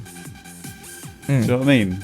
To try to. There's no way that we can fully achieve that, and it would be a similar kind of thing in any different culture, but just to try to think about it and to try to imagine it, I think people would benefit from that a lot, is just trying to see things from different cultures' points of view. And well, we can see how far we get by the time you're feeling like you're getting tired. Well, I think we should maybe aim at 2 hours, because that's kind of what we've. Well, yeah, we'll see. It's not just a case of whether or not I'm tired. Obviously, we've got uni in the morning and stuff, but it's also what's practical to put out as an episode and what people will tolerate. Right. Can I continue? Yeah, go on. So, well, basically, he became very powerful, got a bunch of vassals, even managed to convince... I'm sure you said he got a bunch of arseholes. Vassals, which are essentially like... it's not part of you, but like, you essentially own them. Right, so they're kind of almost think of slave, servant kind of representatives, kind of... Kind of think of it like their guy and works bitch. Yeah, they're there for your usage. Yeah. You can do what you want with them, really. It's a very common thing in like feudal societies, I guess. Yeah. So he manages to convince the Ming dynasty that Malaya, which is like the Sumatra... I'm suddenly thinking Flash Gordon now, but isn't even an independent country. Gordon's alive! But he dies in 1389, and Sumatra's kind of using this as an opportunity to get back at them by trading with the Ming dynasty. Anyway. Have you ever heard of the clangers?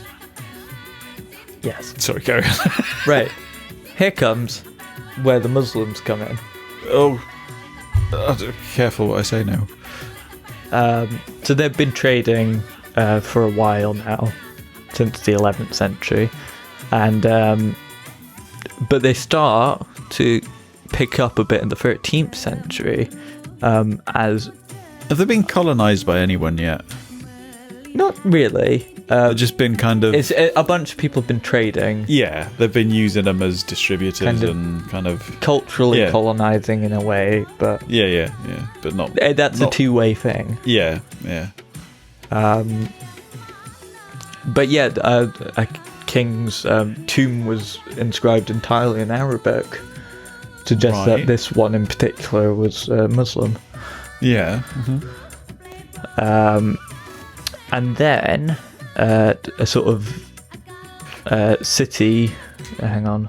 We should look at the food. Food. Yeah, I think the amount I'm getting into this, I'm thinking, why don't we do a whole podcast series on Indonesia? I'm getting really interested in Indonesia now. But this is just supposed to be a flavour. Yeah, but that's fine. We can taste it for as long as it satiates us. So,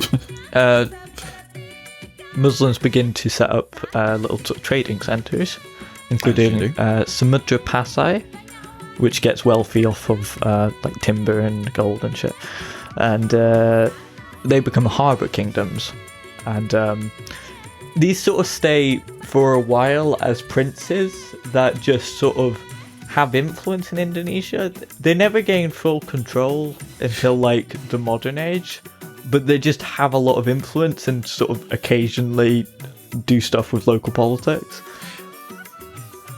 Is what we're doing, is this okay? I think so. We're being respectful, aren't you? I'm just trying to imagine, if you are Indonesian, how would you see a couple of white Europeans doing a podcast on your culture and your history, who know nothing of... I mean, I suppose the fact that we acknowledge that we really know nothing about it that much, and that we could be making complete arseholes of ourselves, is... do you know what I mean? Yeah.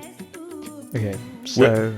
I'm getting a respect for your country if there's anyone Indonesian listening, which there may well be if they're doing a search on Indonesian stuff. I mean, I think different places have different ideas on that. I think there is, for good reason, definitely a very anti-Western sentiment among nationalists in Indonesia.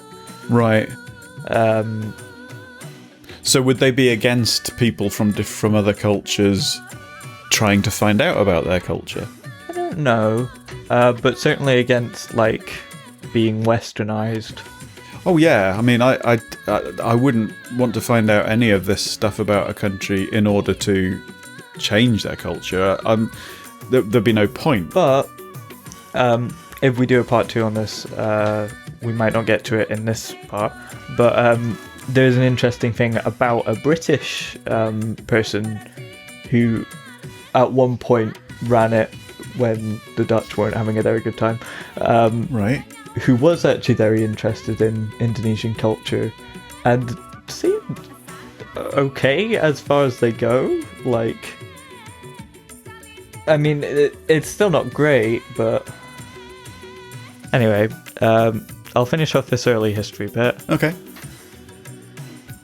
So, they emerge on Java, they emerge on Sumatra, these Muslim harbour kingdoms, and begin to sort of set up a network with the Muslim world as the Ottoman Empire is beginning to grow.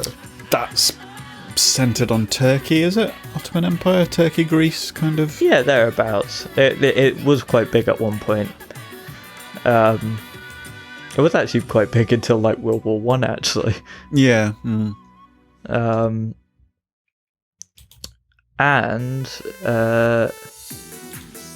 instead of just outright converting them, they wanted to sort of use the local religion, and so the more Islamic parts, I guess, or similar to Islam parts of existing Hindu and Buddhist culture, they wanted to be more prominent. Right. And Asa, which is a kingdom, I thought it was a person at first. Sounds like the. I mean, it's not spelt the same, but it's very similar to the computer brand. Yeah, that becomes Sumatra's leading harbour kingdom, and gets declared as a Muslim state in the 16th century. And the final part, which sort of marks the beginning of the colonial period, is Asa having connections with the Ottoman Empire, wanted to ally with them to stand against Portugal.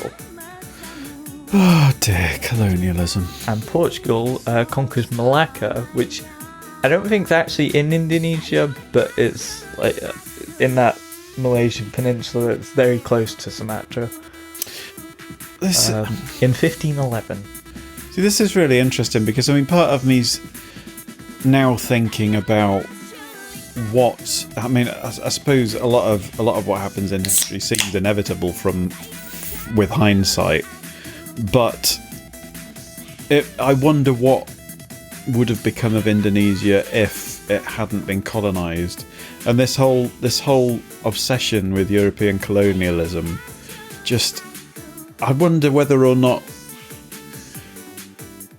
we've fucked the world over, basically. Oh yeah. I mean, I suppose there are arguments on both sides. There are ways of. I mean, stuff doesn't get quite so bad until the 19th century here. Right. And I think generally with colonialism, it gets a lot worse in the 19th century. But it kind of gets sold to us. Things start industrializing.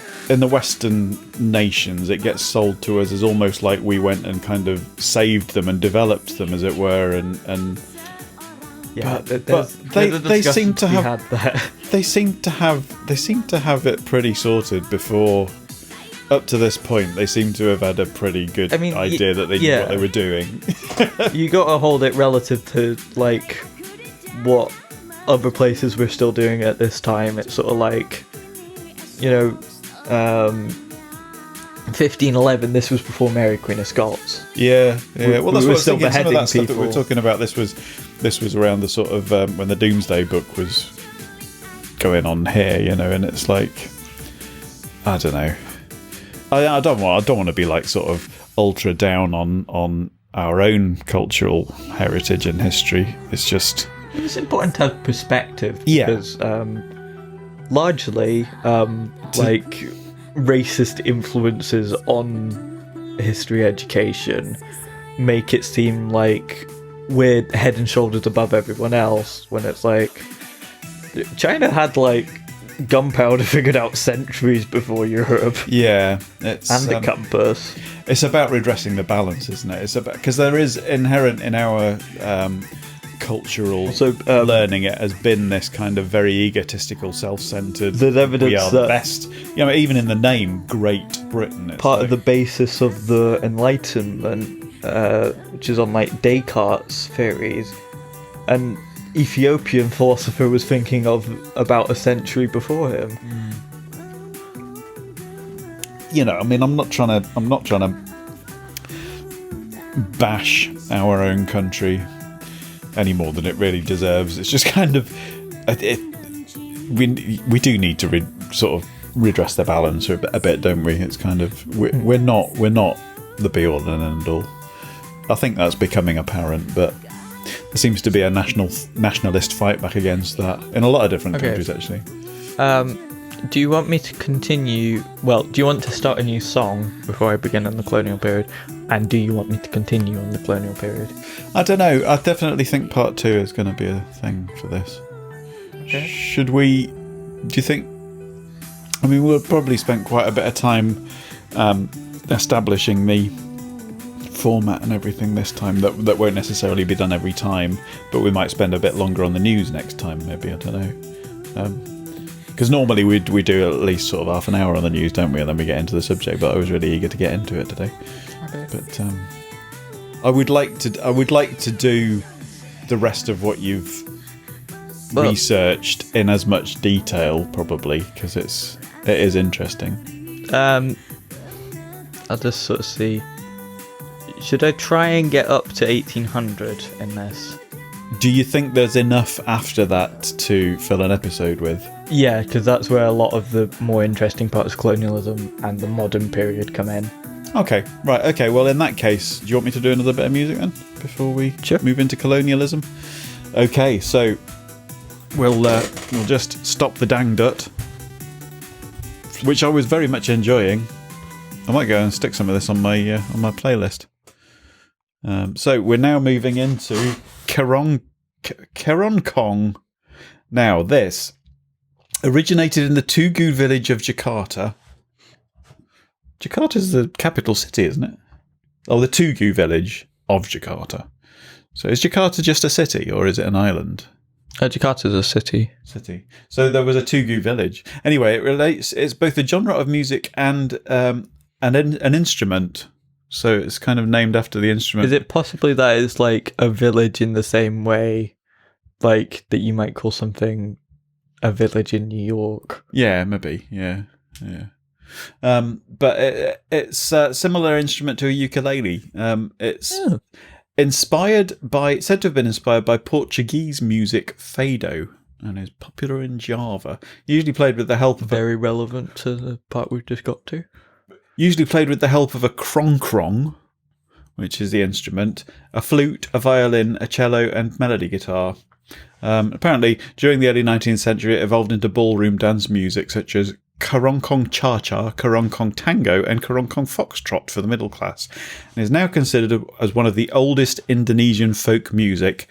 Apparently, this is sad, it's a dying form of music because it's pretty much ignored by the youth of the country. But it's popularly practiced in Jakarta and Java. I shall shove this on. We can have a bit of a listen. Oh, sounds sort of tropical.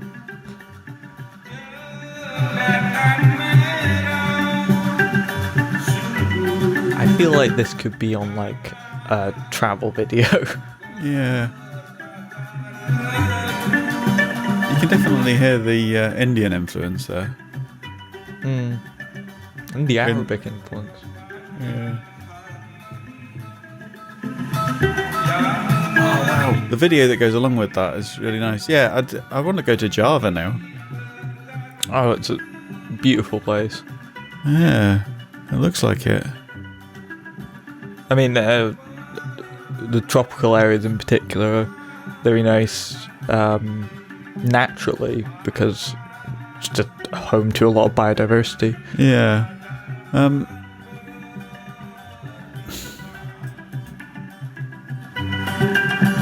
Do that so I can stop it when it comes to the...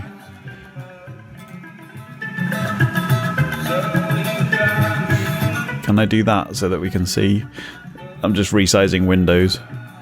Okay. So I can see it and stop it when it comes to an end. Cool. Right, so I'll just turn that down a bit so that we can concentrate on colonialism.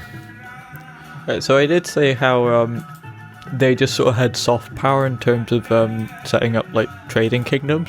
At this point, once Majapahit starts to sort of peter out of its golden age, the Muslim and non-Muslim parts begin to just go to war. Yeah. Sorry, is this before colonialism arrived, or is this just at the point? Is this? I mean, see, the thing with Indonesia is the difficult thing talking about its history is you've got sort of parallel histories going on. Was it at this point that we're talking about now? When was it you said that it was kind of labelled as a single country? Is that later on or earlier? It begins to sort of take shape as that when the Dutch start putting it all together. Right, so at this point it's kind of individual islands and... Yeah. Yeah, okay. But it's sort of parallel histories between Sumatra, Java, and now Europe. Right. As that's becoming increasingly influential. So Portugal didn't really stay that long. It was the first one to sort of mark that. Portugal's one of those places, it's a really quite small country for the amount of influence that they exerted. That was going to be our next episode if we weren't doing a part 2. Portugal. Right. Okay. Sorry if I ruined the reveal there. No, that's alright, but we can do that as... Yeah, so the Muslim rulers begin to militantly impose Islam on southern Sumatra and western Java. Right. Which creates a very unstable situation, which might be what sort of allowed Europeans to capitalise on that. I'm not sure. Yeah, but this is where I start to sniff a spanner in the works, because there is that whole divide and conquer thing, and you think how much of this just happened naturally, and how much was somebody deliberately destabilizing so that they can then come in and mop things up, if you like. Do you know what I mean? Do you want me to stop that? Yeah, you can stop that. Yeah. Okay, so yeah, the Portuguese doesn't actually trade that much with Indonesia. But Britain and the Netherlands start to get interested at the end of the 16th century. And by 1602, the Dutch East India Company forms. I've heard of them. Yeah, these guys are fucking nasty people. Did they have anything to do with South Africa? No, I wouldn't think so. East India refers specifically to the East Indies. Yeah, right, okay. But the Dutch did have stuff to do with that. And like I said, it's all about monopolizing here. Yeah. So, I mean, this is kind of how they started to gain influence and start their empire off. Who, the Dutch? Yeah. Yeah. But that doesn't really kickstart in terms of territory until the 19th century following industrialization. I'm either gonna mention Pate. Is he technically Dutch? I know he's from the Netherlands, isn't he? As opposed to Holland. Yeah, it's Dutch. Yeah. I get them mixed up, Holland and the Netherlands. Well, it's colloquially referred to as Holland, but... Yeah, okay. Sorry, Pate. It's one of the regions of Netherlands. Anyway, this isn't about the Netherlands. No, it kind of is. It's not. I'm just apologising if the Dutch get at all offended, but you're just as bad as we were, so. They set up headquarters in Batavia, which changes its name to Jakarta later. And becomes a capital. Yeah. So it's all linked to trade. Yeah. And then they start setting up trading posts, factories, which are kind of just trading posts in Spice Islands. But yeah, they sort of had the unity and, it says here superior military force, which I am taking from Britannica here. Also it's sort of got a different power structure going on here that allowed it to sort of make rulers do what they wanted them to do, which is essentially give them favourable trade deals. Right. Wonder if there's any modern parallels. I wonder. So they take Malacca from the Portuguese in 1641 and begin to sort of edge the British out of the East Indies over the when did we get there? Around about the same time as the Dutch. We started our own East India Company. Yeah, sorry, I just read that a bit higher at the end of the 16th century. You probably just said that, and I just... No, I don't think I said it, but... That Britain went over there round about the same time as the Netherlands did. I think we started expeditions and stuff. Our own version of that a couple of years later. Yeah. But they sort of... we had other things going on at the time, I think, as well. But, right, so Sultan Agong, which sort of suggests that it's becoming increasingly Muslim if they're calling them sultans. Is that a Muslim thing, sultans? I think so, like sultanates. Yeah, the one that I've only really heard of is the Sultan of Brunei. So, he begins to fight the Dutch East India Company. Is that related to sultanas at all? I don't think so. Well, it's interesting. He's in Central Java, in the Kingdom of Mataram. So he begins to sort of extend his influence over Java and begins to fight these guys. So they withdraw from one another, but they're sort of like, okay, you're not someone to be trifled with here. Let's be careful around fighting one another because it could be quite bad for both of us. Yeah. Anyway, there's a bunch of wars of succession in which the Dutch sort of take advantage of basically doing things for certain kings and just keep gradually gaining territory over time. Yeah. Take advantage of like family strife and stuff like this. Right, this is beginning to make sense now of what you were saying about them kind of establishing what becomes known as Indonesia, because they're kind of grabbing territory, aren't they, in the area? I haven't gotten to the worst part yet. Okay, carry on. So eventually that Kingdom of Mataram by 1755 is a couple of principalities, which actually survived until relatively close to the end of Dutch rule, I think. Do we know when that was? When was what? The end of Dutch rule. Around about the 40s. 1940s? Yeah.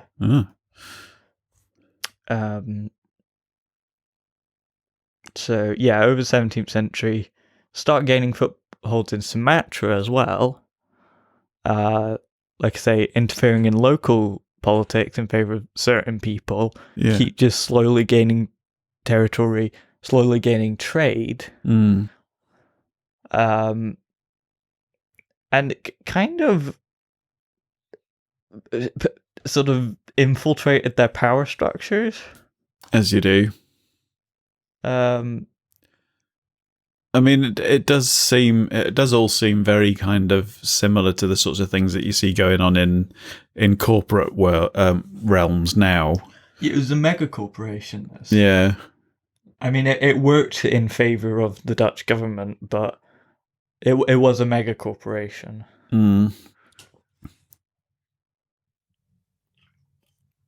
Anyway, do you reckon I should continue, or should I stop here? Because this is where sort of turn of the 19th century things start getting a lot more interesting. Why don't we leave it on a cliffhanger? Oh, there is quite a bit more stuff around here, down here, before the 19th century, actually. All right, you've just got it in the wrong order. Well, various bits of history that are Overlapping relevant to each other. Yeah. So basically, this whole East India Company thing, it seems to be a lot about spices. Yeah, basically it just takes raw resources from the East Indies, sells them in Europe, and doesn't really give any benefit to the actual places it's taking from. That sounds familiar. Yeah. Yeah. Not mentioning any names. No, I wouldn't be that surprised if a lot of Dutch people don't know that much about the history of this. In the same way that we probably don't know a lot about just how bad the stuff we did in Africa. No, I mean, India is. Let's face it. Even though things are probably improving, there's still a long way to go. That we get stuff that's labelled fair trade now, but a lot of people don't bother to actually go out of their way to buy that stuff, as opposed to stuff that's cheaper. But it's like fair trade. I mean, in the way that you can get a fair trade for backbreaking labour.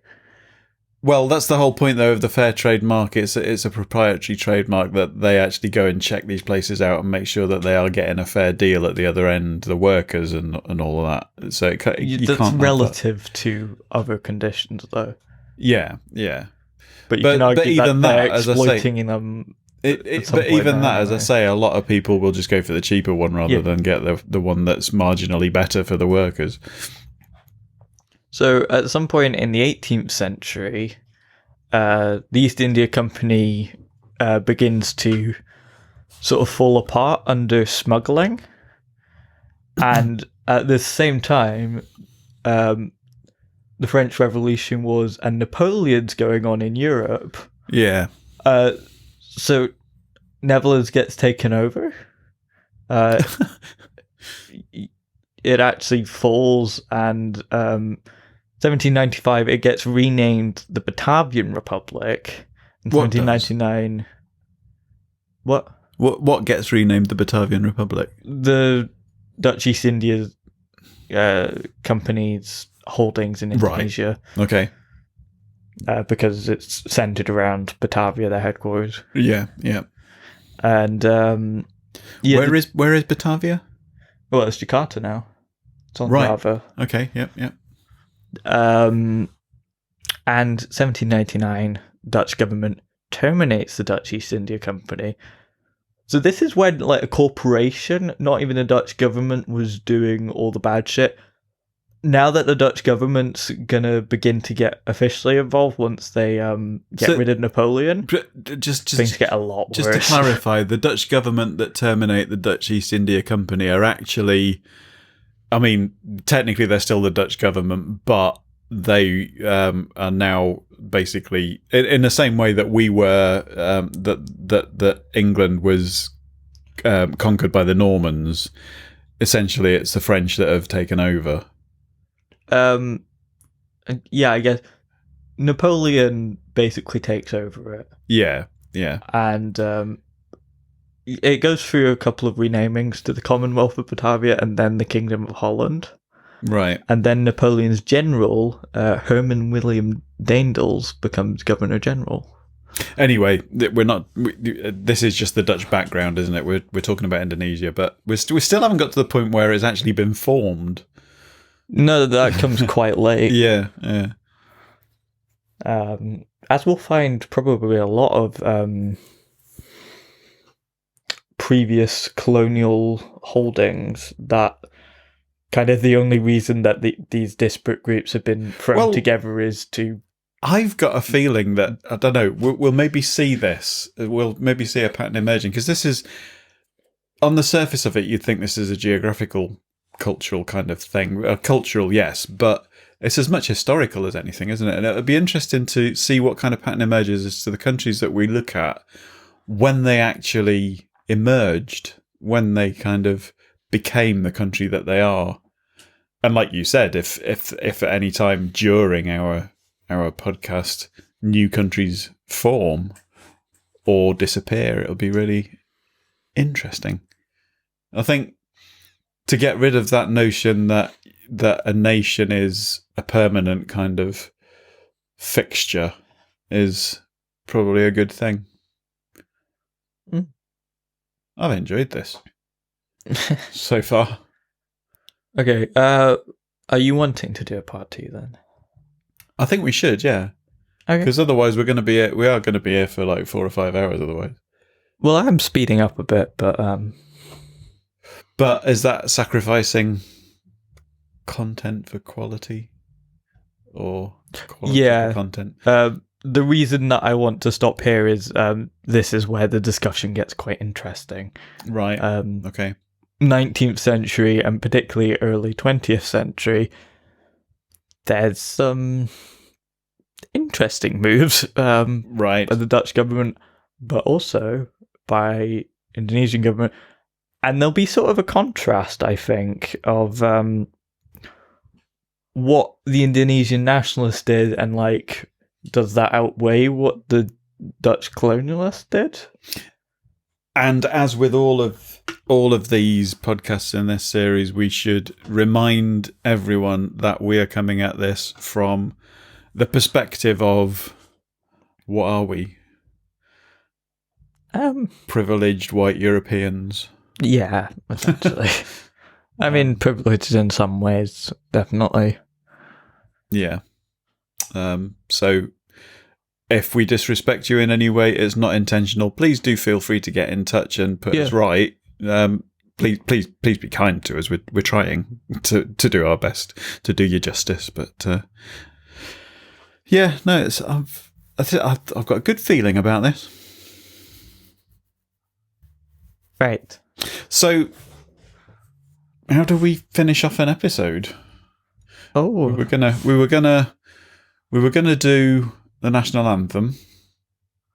Well, should we do the national anthem at the end of both of them? What, at the end of part 2?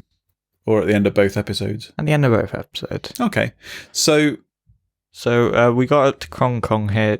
You did have a few more pieces that we'll probably get into in the next episode. Yeah, I've got another couple of musical styles and and then we'll look at what's number 1 in the charts. Just as an aside, as sort of an administrative note, this will be going out, although this will show up on the Breaking Bollocks I'm going to put it out as this episode. It'll be a special bonus episode on the Breaking Bollocks feed just to promote it. For those that don't have the... If you've already subscribed to the Bollocks Report feed, it will be going on that. That is going to be renamed. Yeah. It'll just be like... the old Bollocks Report episodes, I think there were 9, maybe 10 of them, will still be there in the past, including that long one. But that feed is going to be renamed as Breaking Borders. Okay. Right. Well, do you want to have the news story about the anthem, or do you want to do that next time? Yeah, we can do. Yeah. There's a conflict. There's an argument raging, and this was the end of December 2020. So this is contemporary stuff. Indonesians are not happy because apparently Malaysia have parodied their national anthem, and this is quite. Ooh.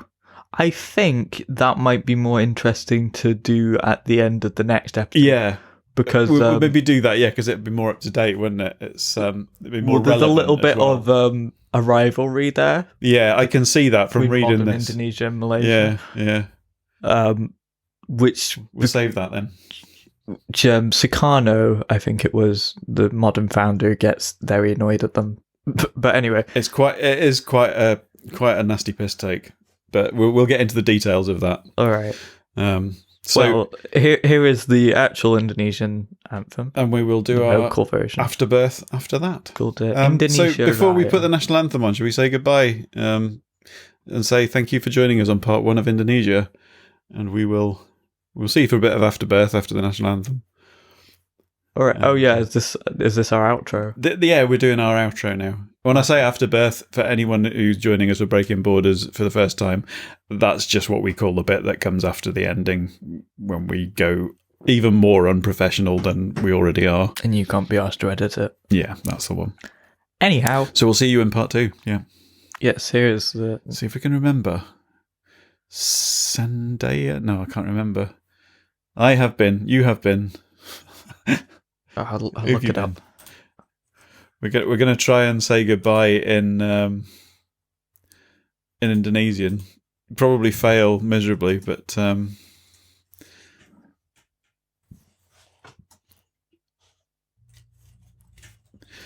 yes.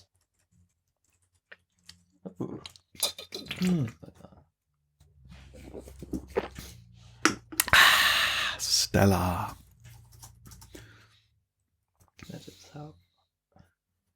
So, are we ready? That's more complicated than before. Saya telah menjadi firebolt. Dan saya telah menjadi pengorbit. And this has been part 1 of Indonesia. Breaking Borders, episode 1, part 1. I'm not sure what I should fill out on the map now. Maybe just the bits that are already united under the Dutch. Don't know. How would that work? It wouldn't, would it really? Well, we can just use the same map for... Okay. Anyway, yes, here's the Indonesian national anthem, and here it is. Play it then. We'll have to shut out of respect.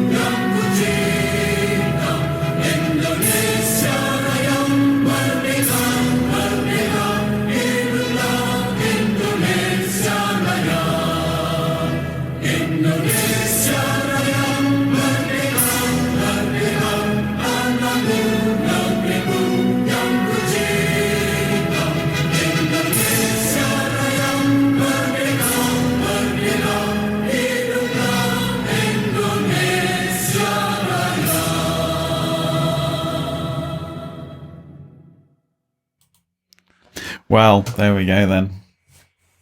That's Indonesia. Well, it's not quite Indonesia yet, is it? It's Indonesia up to around about 1800, because that's when the shit starts to get interesting, because it's not a mega corporation anymore, it's the Dutch government. Yeah. Fascinating. So what do you think of our first Breaking Borders half episode then? It was a bit of a clusterfuck. What? It was a bit of a clusterfuck. What do you think? I thought it was really good. Huh? Yeah, it was good. It was a clusterfuck though. How do you say clusterfuck in Indonesian? Oh, for fuck's sake, he's going to look it up.